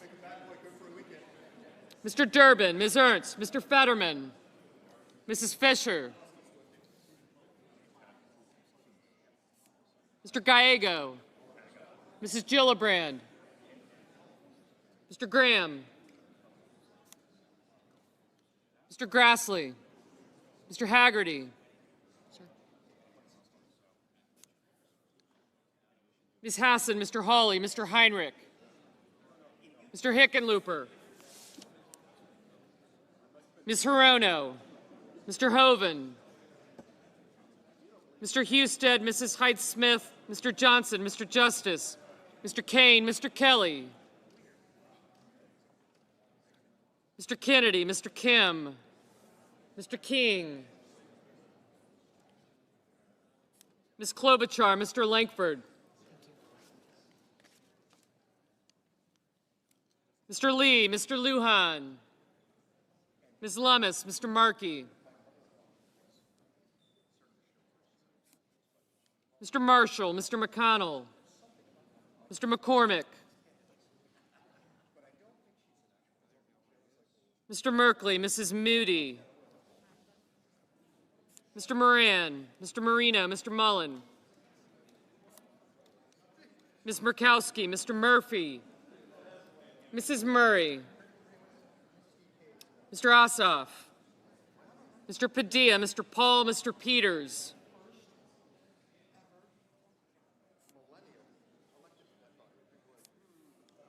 Mr. Reed, Mr. Ricketts,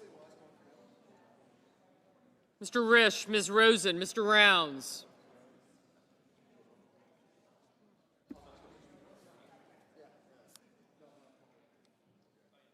Mr. Sanders. Thank you. Mr. Schatz.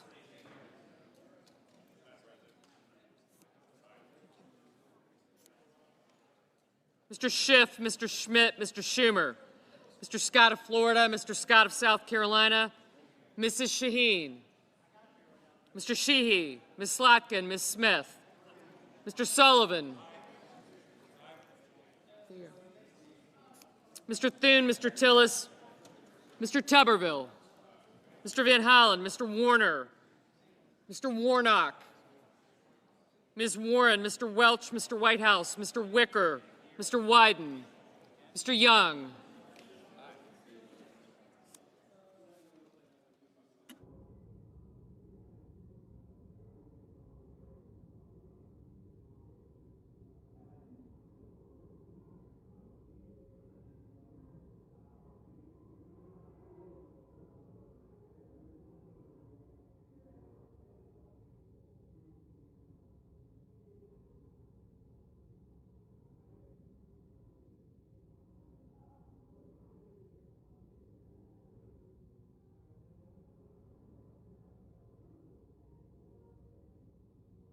Senators voting in the affirmative: Banks, Barrasso, Blackburn, Bozeman, Britt, Budd, Capito, Cassidy, Collins, Cornyn, Cortez Masto, Cotton, Kramer, Crapo, Cruz, Curtis, Daines, Ernst, Fisher, Graham, Grassley, Haggerty, Hawley, Husted, Hyde-Smith, Johnson, Justice, Kennedy, King, Lankford, Lee, Lummis, Marshall, McConnell, Moody, Marino, Mullen, Murkowski, Ricketts, Risch, Rounds, Schmidt, Scott of Florida, Scott of South Carolina, Sheehy, Sullivan, Thune, Tillis, Tuberville, Wicker, and Young.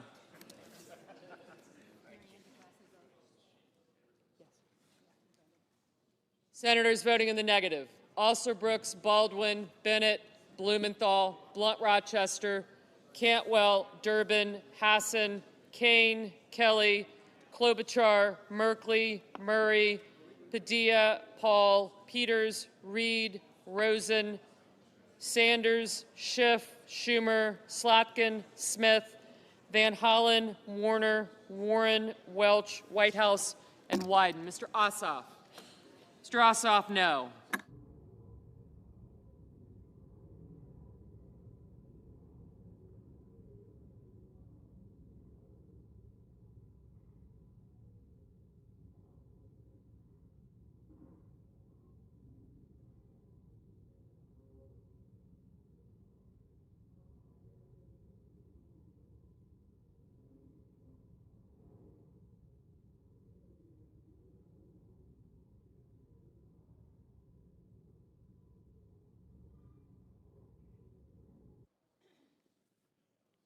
Mr. Markey? No.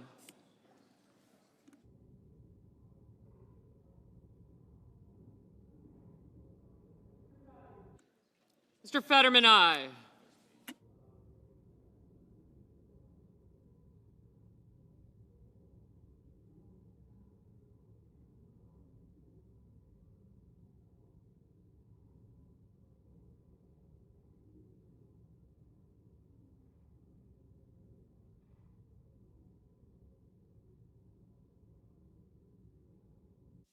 Mr. Hoven, aye.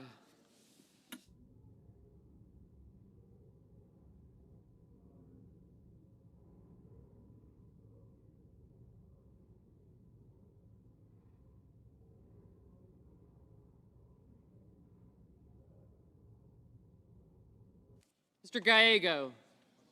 No.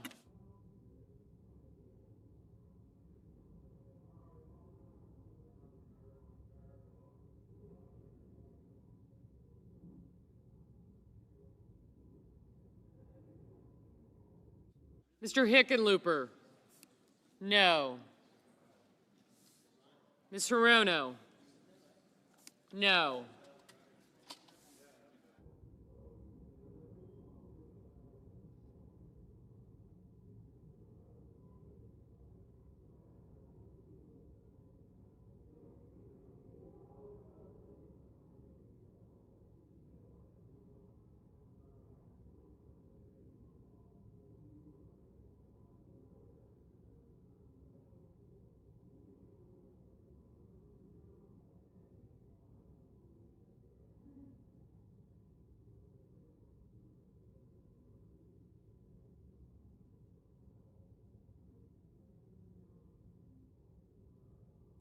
Mr. Kim? No.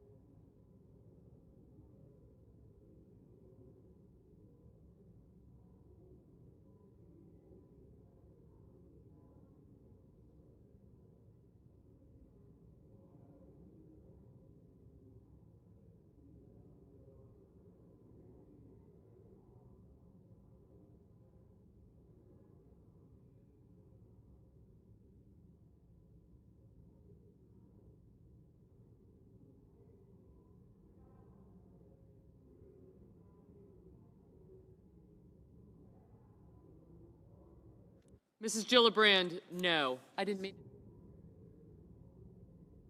That's all right. Mr. Warnock? No.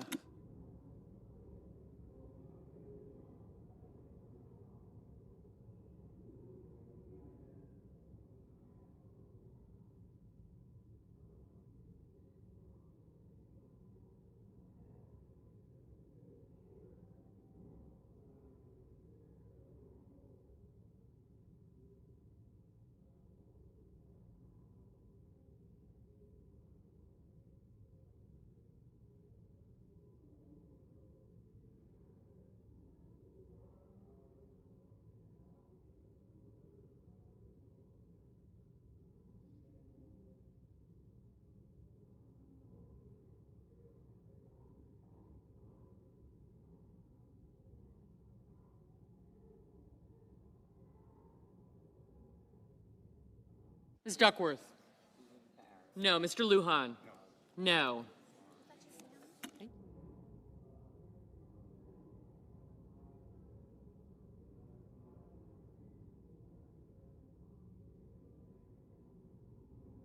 Mr. McCormick?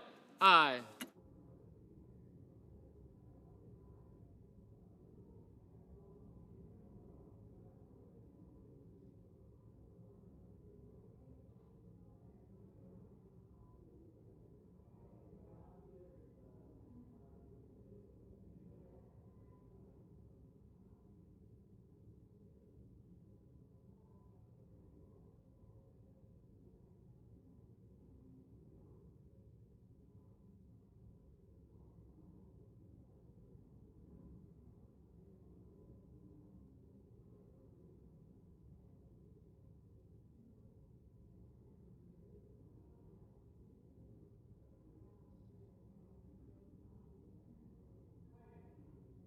Mr. Heinrich? No.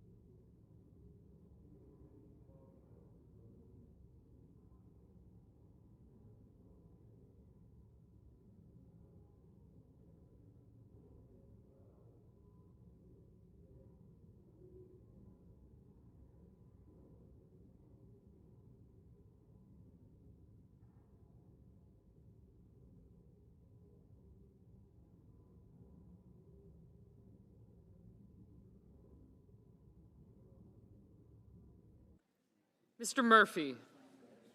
No.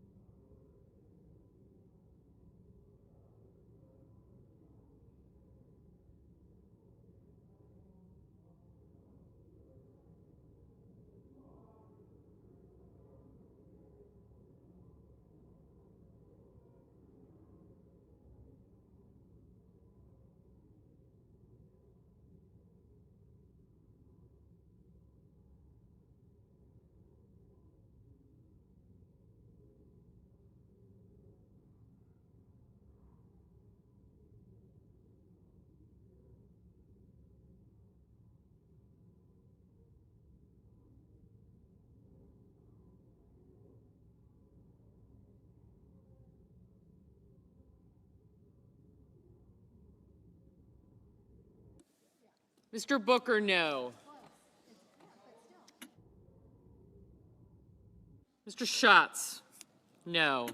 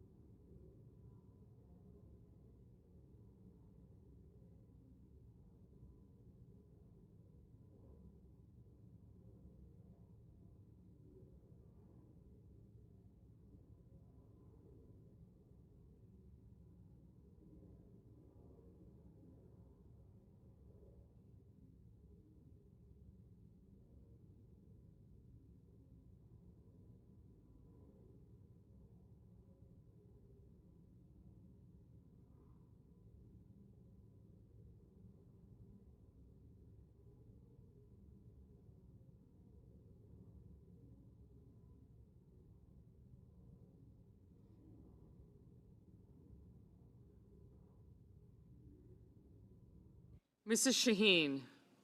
No.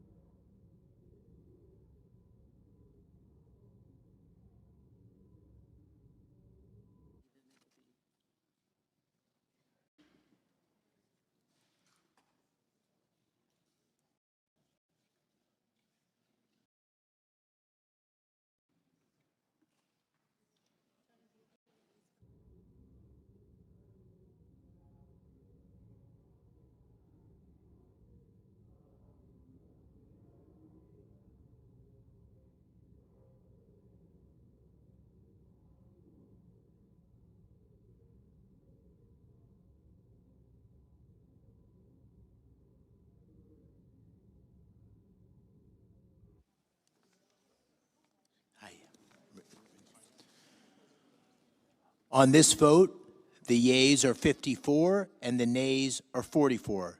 3/5 of the Senate duly chosen and sworn not having voted in the affirmative. The motion upon reconsideration is not agreed to. Mr. President, Majority Leader. Mr. President, I ask unanimous consent that the Senate resume legislative session be in a period of morning business with senators permitted to speak therein for up to 10 minutes each. Without objection. Okay. Mr. President. The Democratic Leader. I move to proceed to calendar number 167, S2882. The clerk will report. Motion to proceed to calendar number 167 S2882, a bill making appropriations for the fiscal year ending September 30, 2026, and for other purposes. I send the cloture motion to the desk.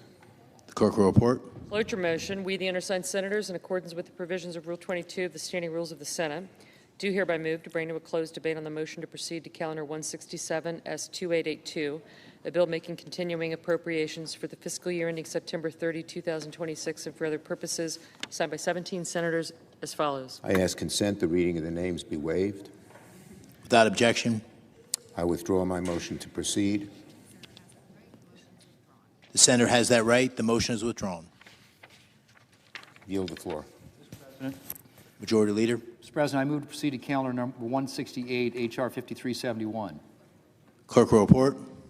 Motion to proceed to calendar 168, H.R. 5371, an act making appropriations and extensions for fiscal year 2026 and for other purposes. President, I send a cloture motion to the desk. The clerk will report the cloture motion. Cloture motion, we, the undersigned senators, in accordance with the provisions of Rule 22 of the Standing Rules of the Senate, do hereby move to bring to a closed debate on the motion to proceed to calendar 168, H.R. 5371, an act making continuing appropriations and extensions for fiscal year 2026 and for other purposes, signed by 17 senators as follows. Mr. President, I ask consent to read and the names be waived. Without objection. And I move to proceed to executive session to consider the in-block nominations listed in SRS 412. The question is on the motion. All in favor say aye. Aye. Those opposed, no. The ayes appear to have it. The ayes do have it.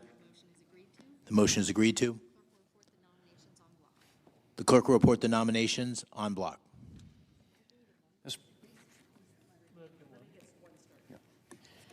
Nominations, calendar number 62, Paul Atkins of Virginia to be a member of the Securities and Exchange Commission.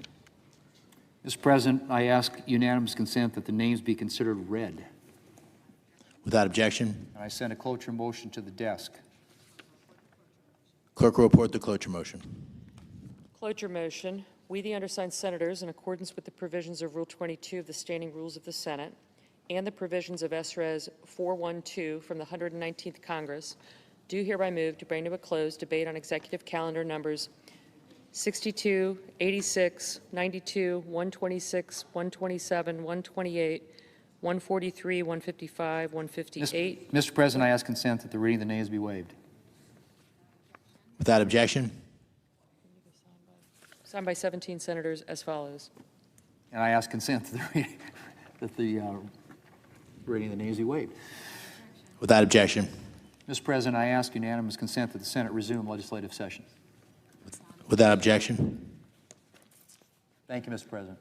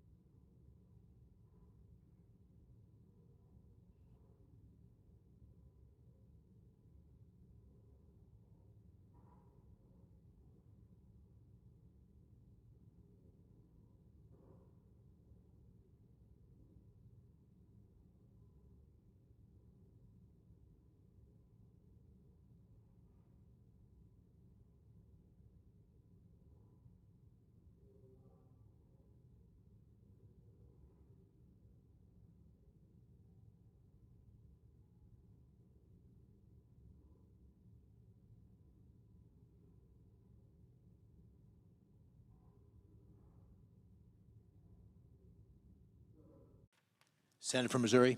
Thank you, Mr. President. I ask for unanimous consent that the Senate proceed to the immediate consideration of the following bills in block: calendar number 77 S180, calendar number 79 S419, calendar number 80 S539, calendar 82 S1316, and calendar 83 S1563. Further, that the committee reported substitute amended to Senate Bill 1563 be agreed to, and the committee reported amendment for S1316 be agreed to, that the committee reported substitute amendment for S539 be withdrawn, and the Corden substitute amendment at the desk to S539 be agreed to. Finally, that the bills as amended, if amended, be considered read a third time, passed in block, and that the motions to reconsider be considered made, laid upon the table, all in block. Mr. President, I rise to request unanimous consent here on the bills that were just mentioned to call up and pass this year's Police Week bills. These are bipartisan bills. These are common sense. And most importantly, particularly in light of recent events, and you can turn on the television right now and see what I'm talking about, they would give this chamber the chance to demonstrate its commitment to the men and women who wear the badge and to the laws they serve to protect. This is not a time to mince words or blur lines. This is a time to speak clearly with full moral force. In cities across the country, our law enforcement officers are beset from below and above. From below on our streets, they face an emboldened criminal element and a resurgence of organized political violence. From above, in the halls of power, they face a political class which seems hell-bent on undermining and attacking them at every turn. We have watched this unfold for years now.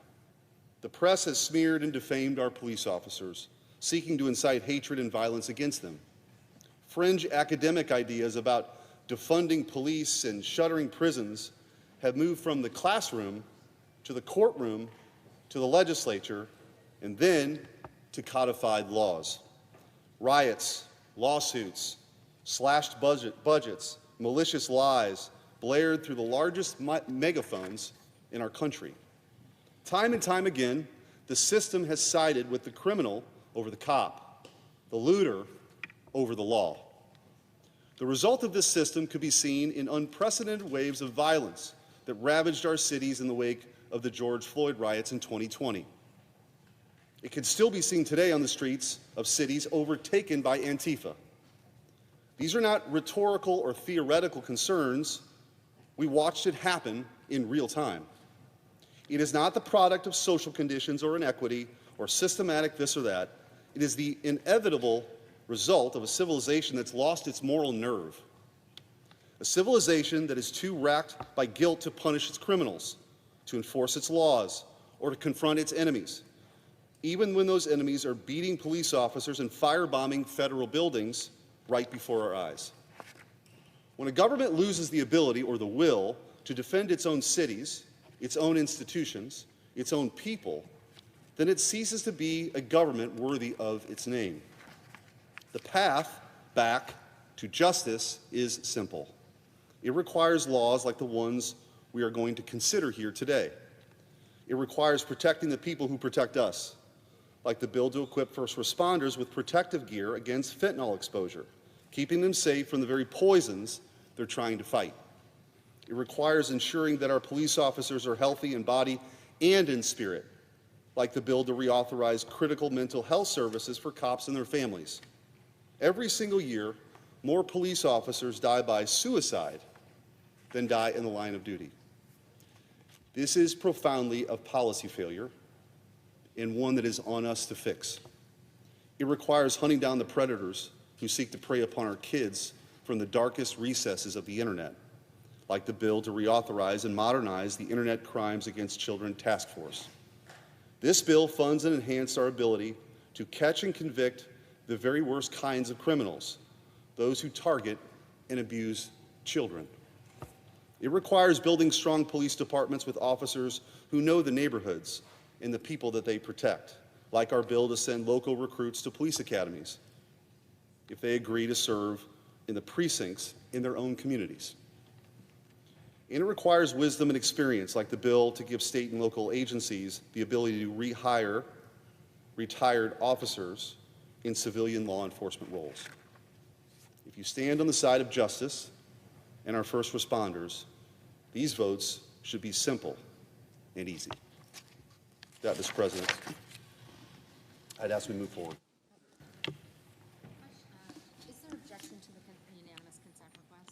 Is there objection to the unanimous consent request? I'm going to reserve the right to object.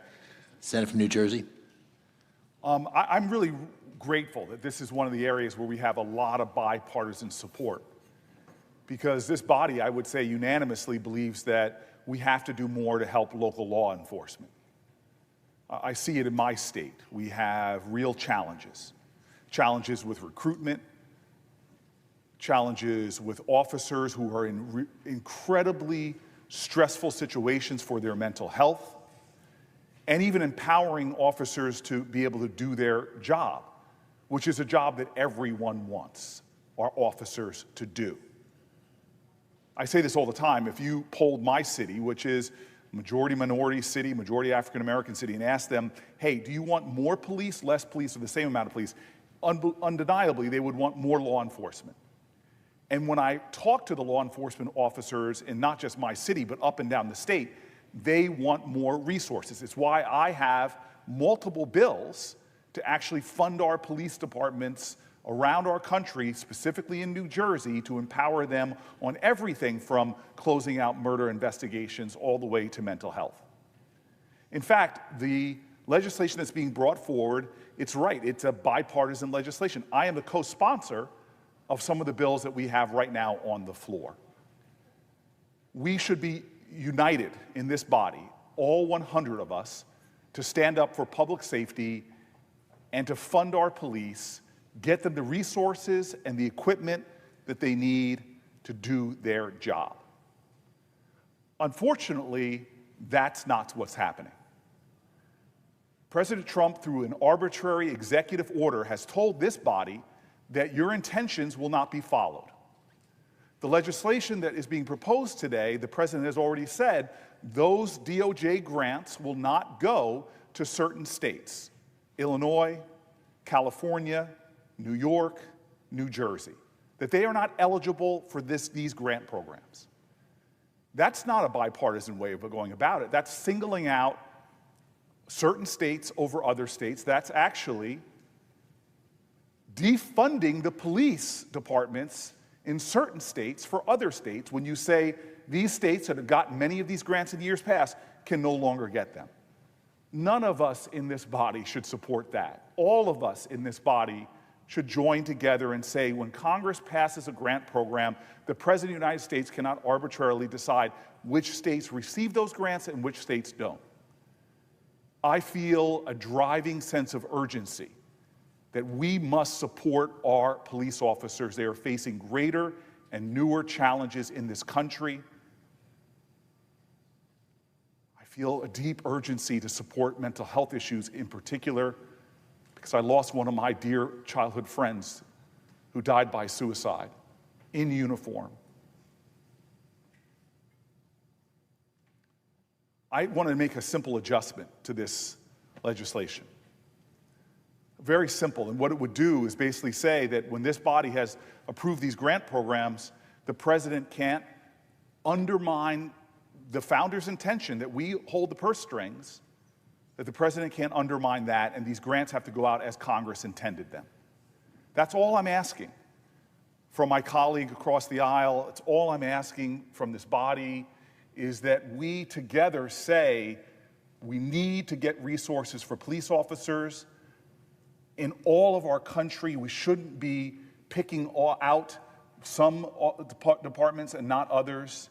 This is just simply making sure that this is a bipartisan effort to fund local police officers. And so I ask my colleagues to pass these bills as I amend them, so that we can refocus on the urgent work of reopening the government and then providing all law enforcement agencies with the resources they need, ensuring every law enforcement agency has a fair opportunity to secure funding to support their work, to support the men and women, to support their sacred and noble duties. We should work in a bipartisan way. And so I ask that the consent be modified such that my amendments to S-180, S-419, S-539, S-1316, and S-1563, which are at the desk, also be agreed to with all the other provisions that my colleague is asking for remain intact so that we can fund all of police and stop our president's attempt to defund police departments in blue states. Is there objection to the modification? Mr. President. Senator from Missouri. Reserving the right to object. Mr. President, let's be clear about what this provision does for my friend from New Jersey.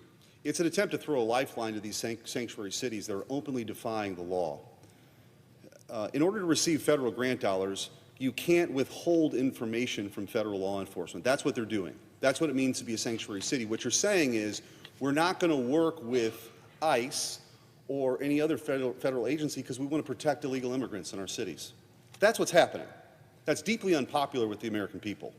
And that's why the president has taken his action to try to get these cities to come along and be part of the program with the rest of the country to say, we're all going to work together to keep our communities safe.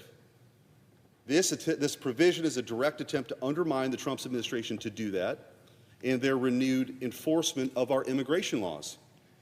I know some people got used to the last 4 years where 20 million people came here illegally and federal law enforcement was handcuffed by the Biden administration to actually enforce our immigration laws. So much so that the rhetoric that had been exhibited for that time now is carried over. And you see fire bombings, you see attacks on ICE officials, attempts to dox them, to destroy their families and their reputations, their finances, because they've been led to believe by many with the loudest microphones that somehow everyone's entitled to be here for as long as they want, that our laws don't matter, that borders are arbitrary lines on a map and we're all global citizens. And the white papers from the 60s and the 70s found their way into the halls of the highest offices in government.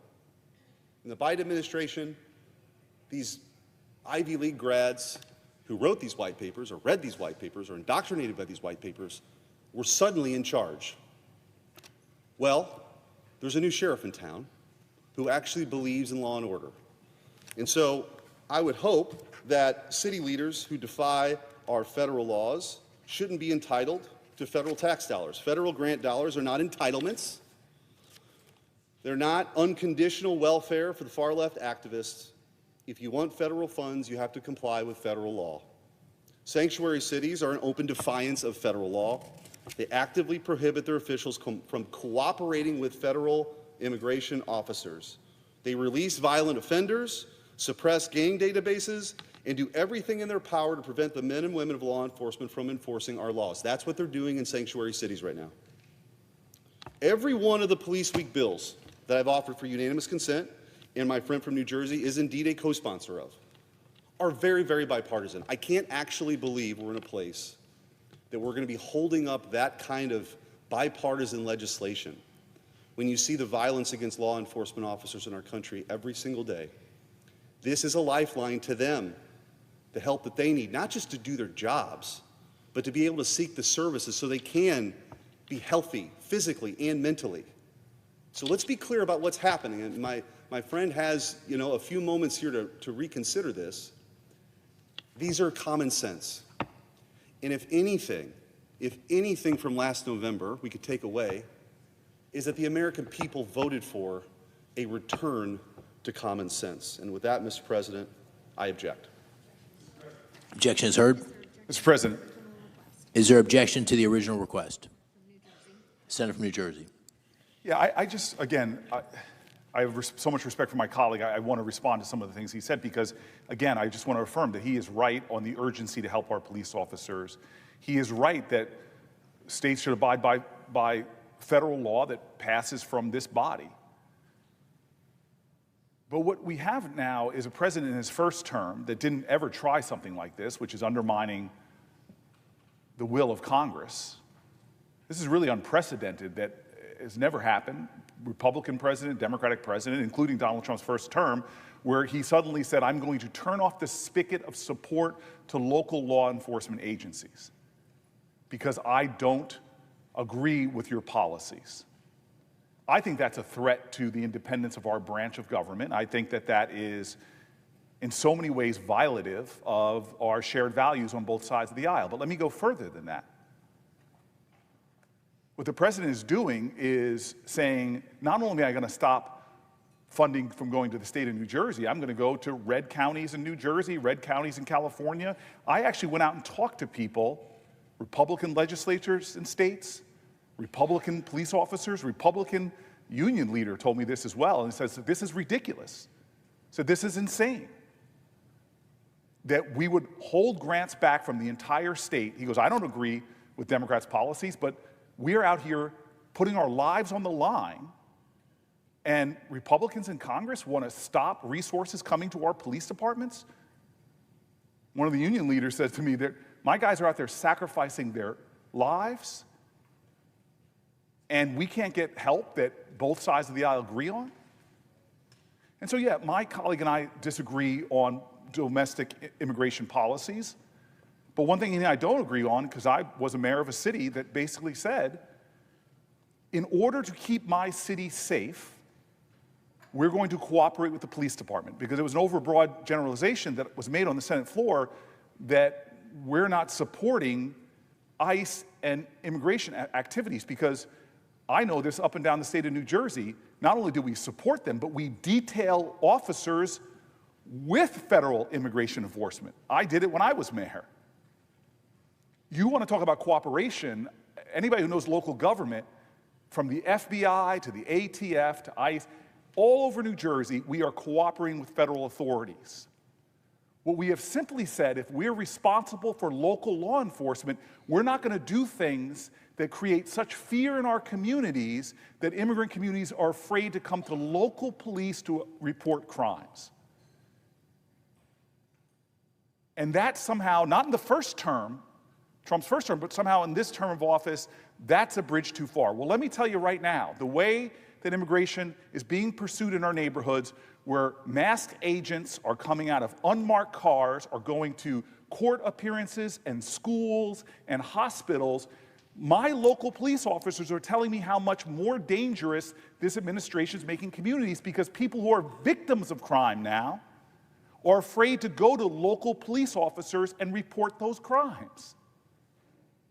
And again, this is not coming from politicians in New Jersey. This is coming from law enforcement officers that have said that we've created such a climate of fear in our country that just solving crimes is getting harder and harder because people are afraid to come to the police. So yes, we have policies that say there are certain things we won't do to maintain a community of trust within our communities. So I understand there is a lot of rhetoric. I can turn on shock news and all of that, but when you talk to the law enforcement officers in many of the most Republican parts of my community, they're outraged about what's happening right now. So again, we can debate policy on immigration, but to me, for a senator to allow a president to undermine the power of the purse relegated by the Constitution to this body is outrageous. It's never been done before. Not in Trump's first term, not by Bush, not by Reagan, not by Clinton, not by Obama. We are in new territory here in our country where we see a president encroaching upon our powers, and I can't be complicit in that. Everybody in this body, I would never question any of my colleagues on either side of the aisle. We all want our local police departments to not only be able to do their job, we all actually want to have more equipment and more resources. That's why these bills are bipartisan. But how could we allow bipartisan bills passed out of the Senate to then be stopped in a partisan way by a president who is then going to choose red states and hurt blue states, even though my state has millions of Republicans who deserve to have their communities safe as well. I'm standing today just to say, let's use common sense and help our police officers together get this resources desperately needed out to our communities now, and not let this fall victim to something that wasn't even an issue in Donald Trump's first term. And so I object. I object. I object. Objection is heard.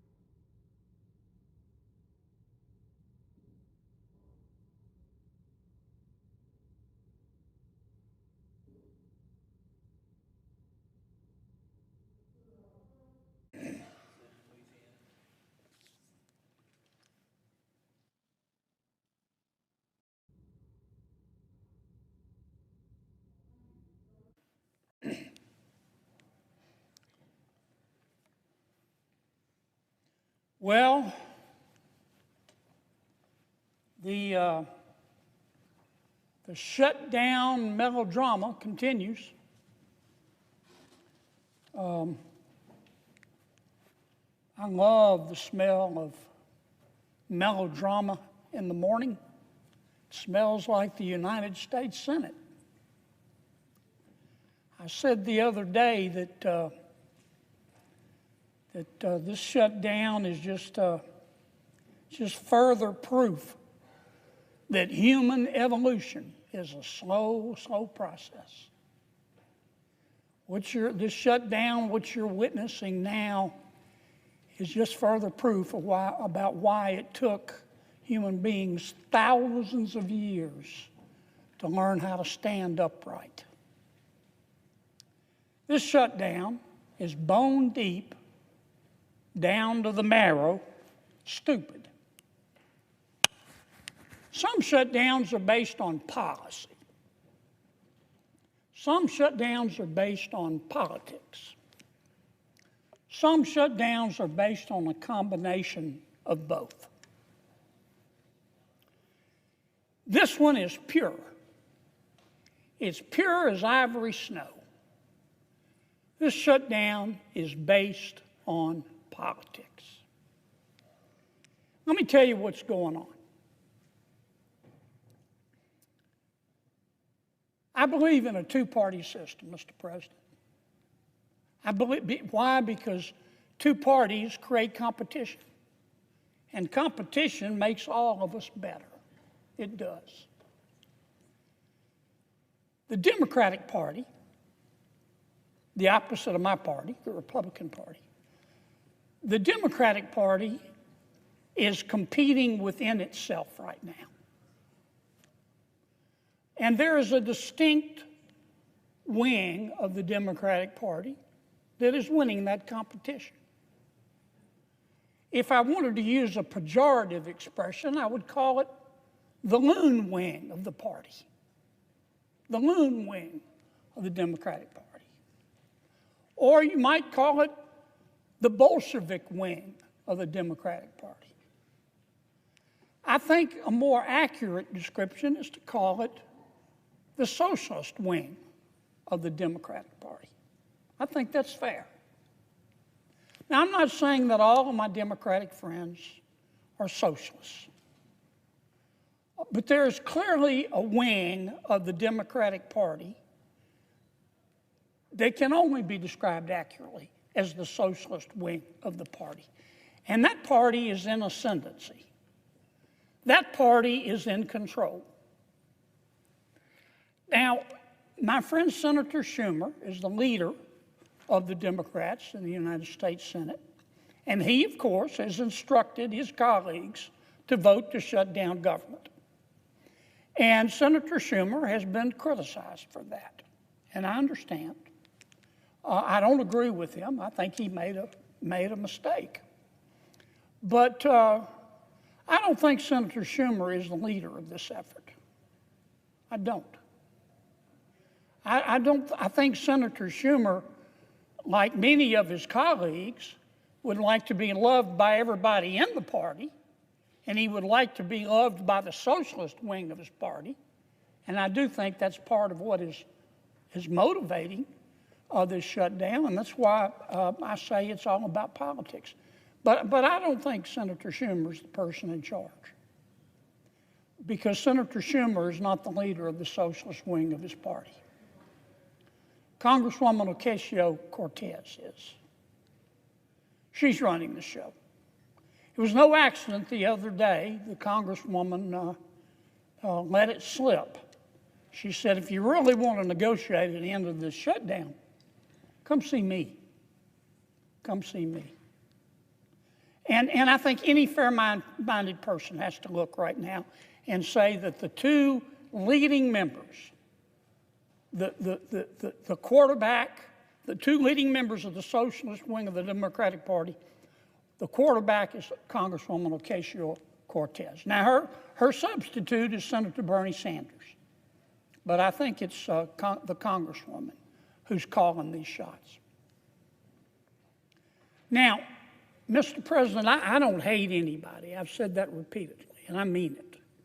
I like all of my colleagues. I look for grace wherever I can find it. When I say my prayers, I do. Every single time, I ask God, don't let me hate, because it's hard sometimes. It's hard up here. But I do. I say, God, don't let me hate. And I certainly don't hate Congresswoman Ocasio-Cortez. I want to make that very clear. She has the right to her opinion. She has the right to try to have the socialists take over the Democratic Party. That's the American way. Ironically, I think what she's doing is anti-American, but she has the right as an American to do it, so I don't hate her. But I judge her by her policy. She has her opinion, and I have mine. And I have to judge her candidly by her policy. Here is what the socialist wing of the Democratic Party, led by Congresswoman Ocasio-Cortez, has said to the American people and to the United States Congress and the Republicans in Congress. If you Republicans don't agree to make the federal government $1.5 trillion, not $1 million, not $1 billion, $1.5 trillion bigger, we're going to shut government down. Well, of course we said no. I'm not going to vote for that. My mother didn't raise a fool. And as I've said before, if she did, it was one of my brothers. I'm never going to vote for that. Now, where do I come up with this figure of $1.5 trillion? Well, the first thing that the socialists and Congresswoman Ocasio-Cortez is asking us to do is to repeal the health care reforms in the One Big Beautiful Bill. We just passed them. We just passed them. Here it is, Subtitle B, Health in the One Big Beautiful Bill. Now, we didn't cut Medicaid in the One Big Beautiful Bill. In fact, under our bill, Medicaid is going to increase 2% a year over the next 10 years. Now, what we did by reforming Medicaid, which Congresswoman Ocasio-Cortez wants us to reverse, we cut out the waste and the fraud. For example, we found out that there are, no kidding, I'm not just making this up, we found out that there are 2.8 million people on Medicaid who are double dipping in America.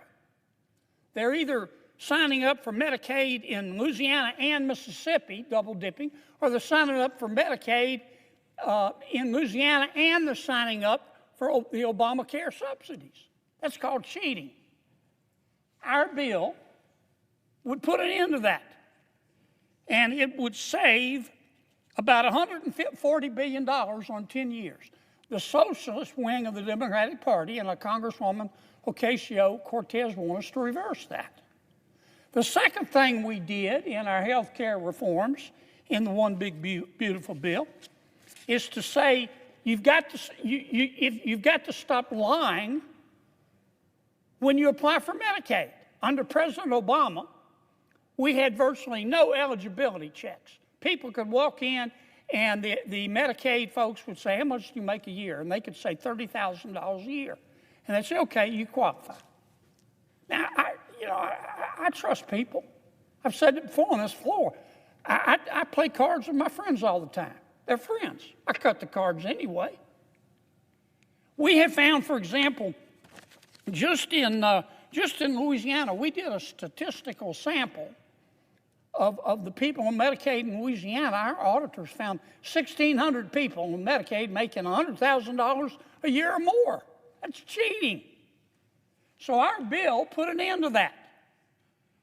Congresswoman Ocasio-Cortez and the socialist wing of the Democratic Party want us to put it back. They want to let people cheat. What else are the socialists asking for in this $1.5 trillion? Well, they're saying we don't want people who can work to work. We put a provision in our bill that the Congresswoman and the socialist wing of her party want us to take out that says, look, if you're between the ages of 19 and 64 and you're able-bodied, we're not talking about a mother with a sick child in her arms, you're able-bodied, you're perfectly healthy, and you don't have any dependent kids at home, then if you qualify based on income, we'll give you Medicaid, but you have to work.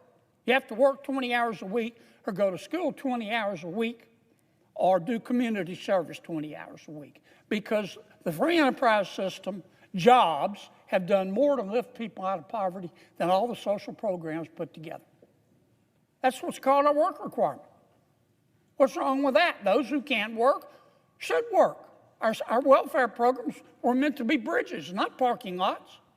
Congresswoman Ocasio-Cortez and the socialist wing of her party want us to reverse all of that. What else do they want us to do? Well, they're upset at us over the Affordable Care Act. Now, let me tell you what all this is about with the Affordable Care Act.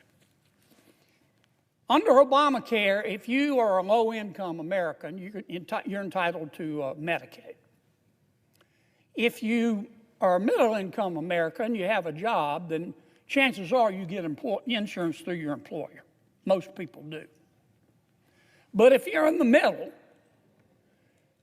you make a little more money than the poverty level, but you can't get insurance through your employer, we provide what's called the Obamacare exchanges. So when we talk about the Obamacare subsidies, that's what we're talking about. It's about 24 million people.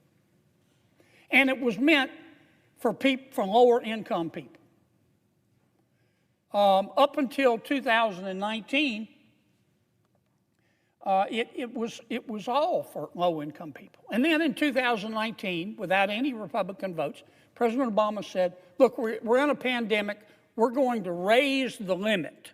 We're going to say there are no income limits on Obamacare paid for by the taxpayer.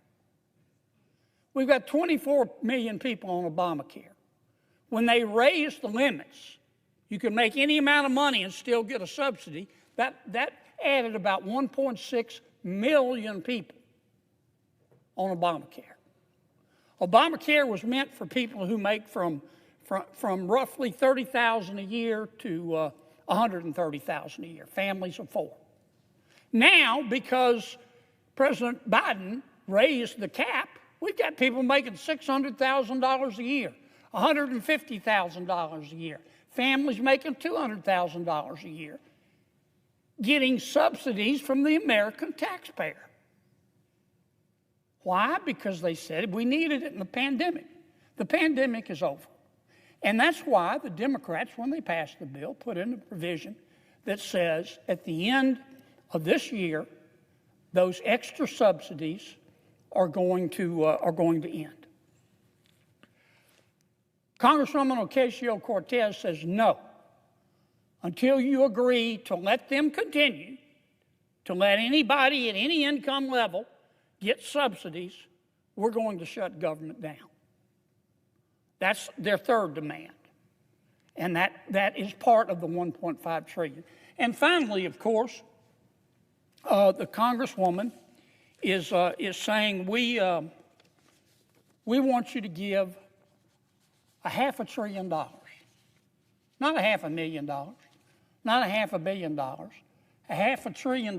We want you to give $500 billion to the Corporation for Public Broadcasting because we like what they say. Well, we just eliminated money for all forms of media in the Affordable Care Act.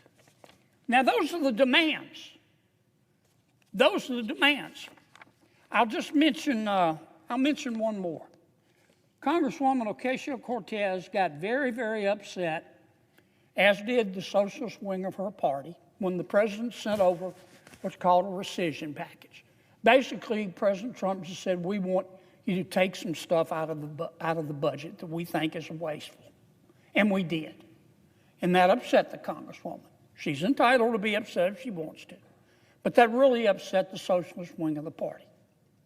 And so we took out, and here's what they want us to put back in. We found that under President Biden, they were spending $3 million for circumcisions and vasectomies in Zambia. We took that out. The Congresswoman says, we're going to shut down government until you put that back in. We found $500,000 of American taxpayer money for electric buses in Rwanda. We found $3.6 million for pastry cooking classes and dance focus groups for male prostitutes in Haiti. I kid you not. I'm not making this up. It was in the budget under President Biden.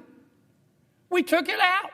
Congresswoman Ocasio-Cortez in the socialist wing, the loon wing of the Democratic Party, says we're going to shut down government until you put it back in. I'll just read you a few more that we took out. They are demanding we put back in. $6 million for media organizations for the Palestinians. $833,000 for transgender people in Nepal. $300,000 for a pride parade in Lesotho. $882,000 for social media mentorship in Serbia. $4.2 million. We took it out. The Congresswoman and the socialist wing of their party says we've got to put that back in for the open government.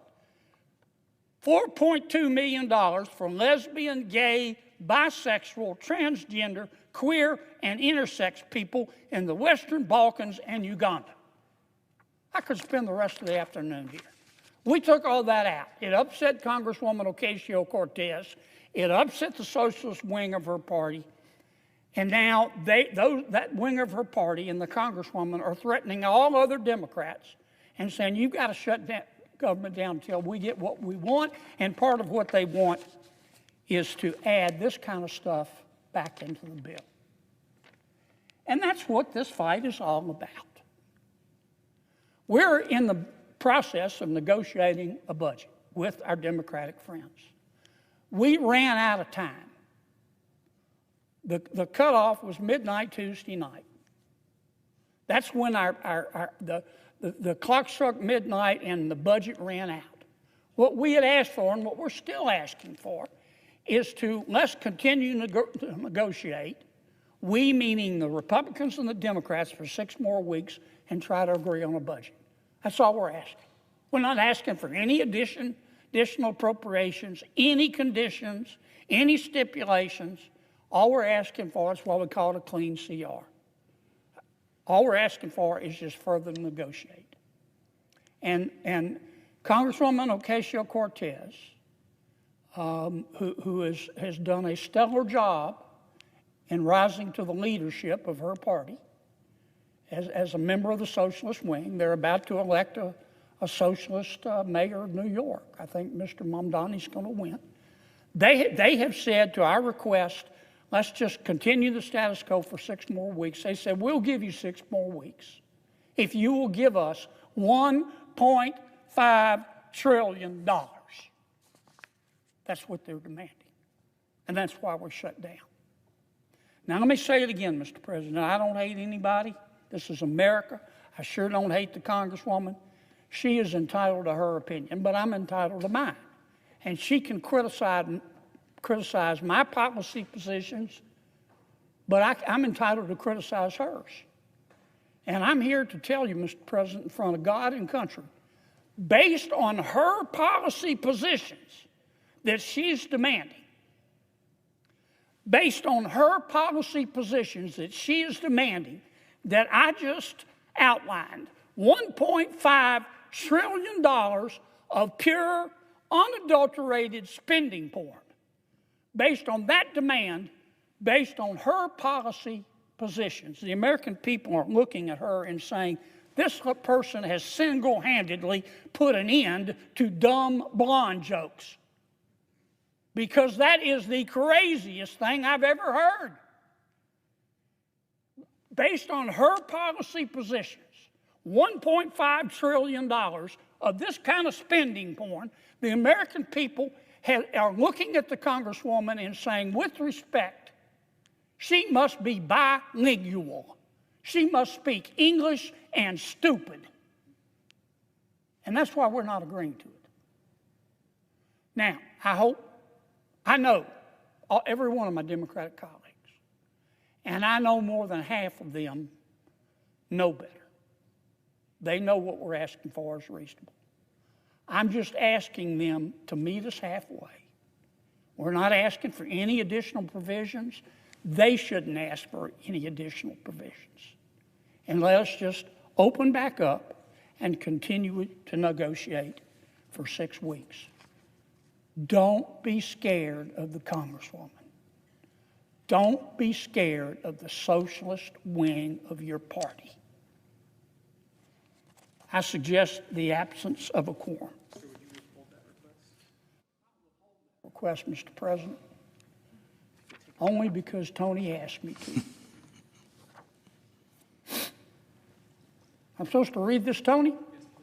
Okay, you've proofed it.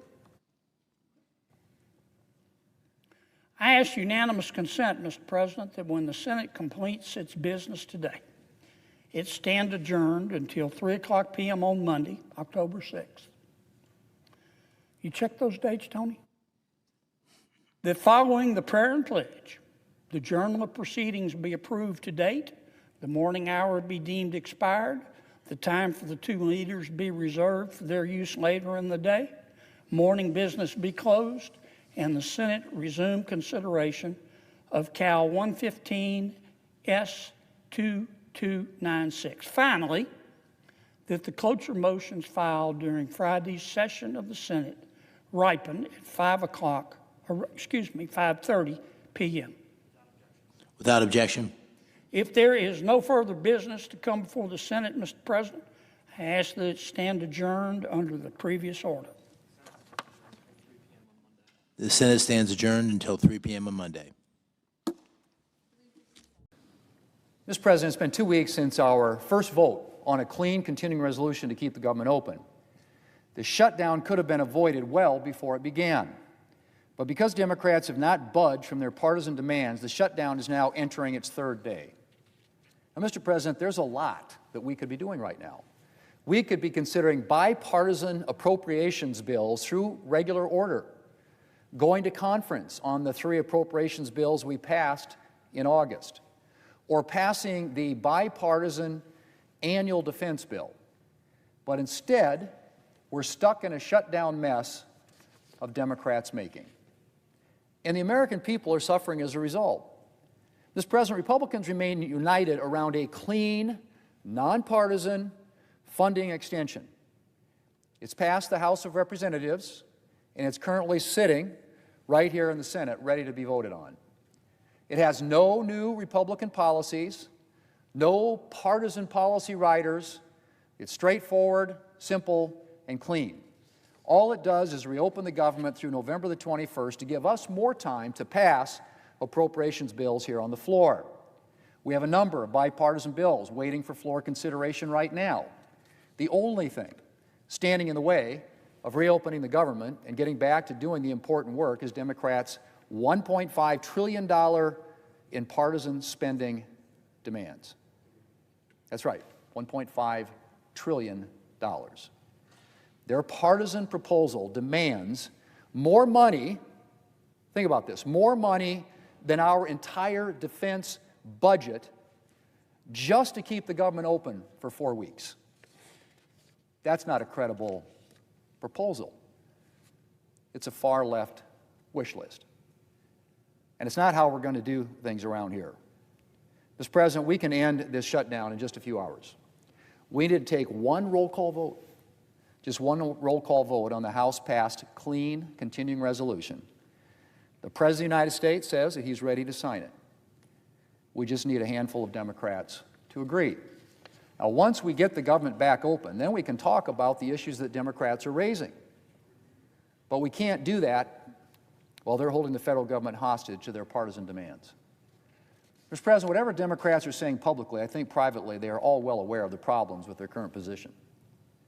The senior senator from Massachusetts has said, and I quote, "Hostage tactics are the last resort for those who can't win their fights through elections, can't win their fights in Congress, can't win their fights for the presidency, and can't win their fights in the courts," end quote.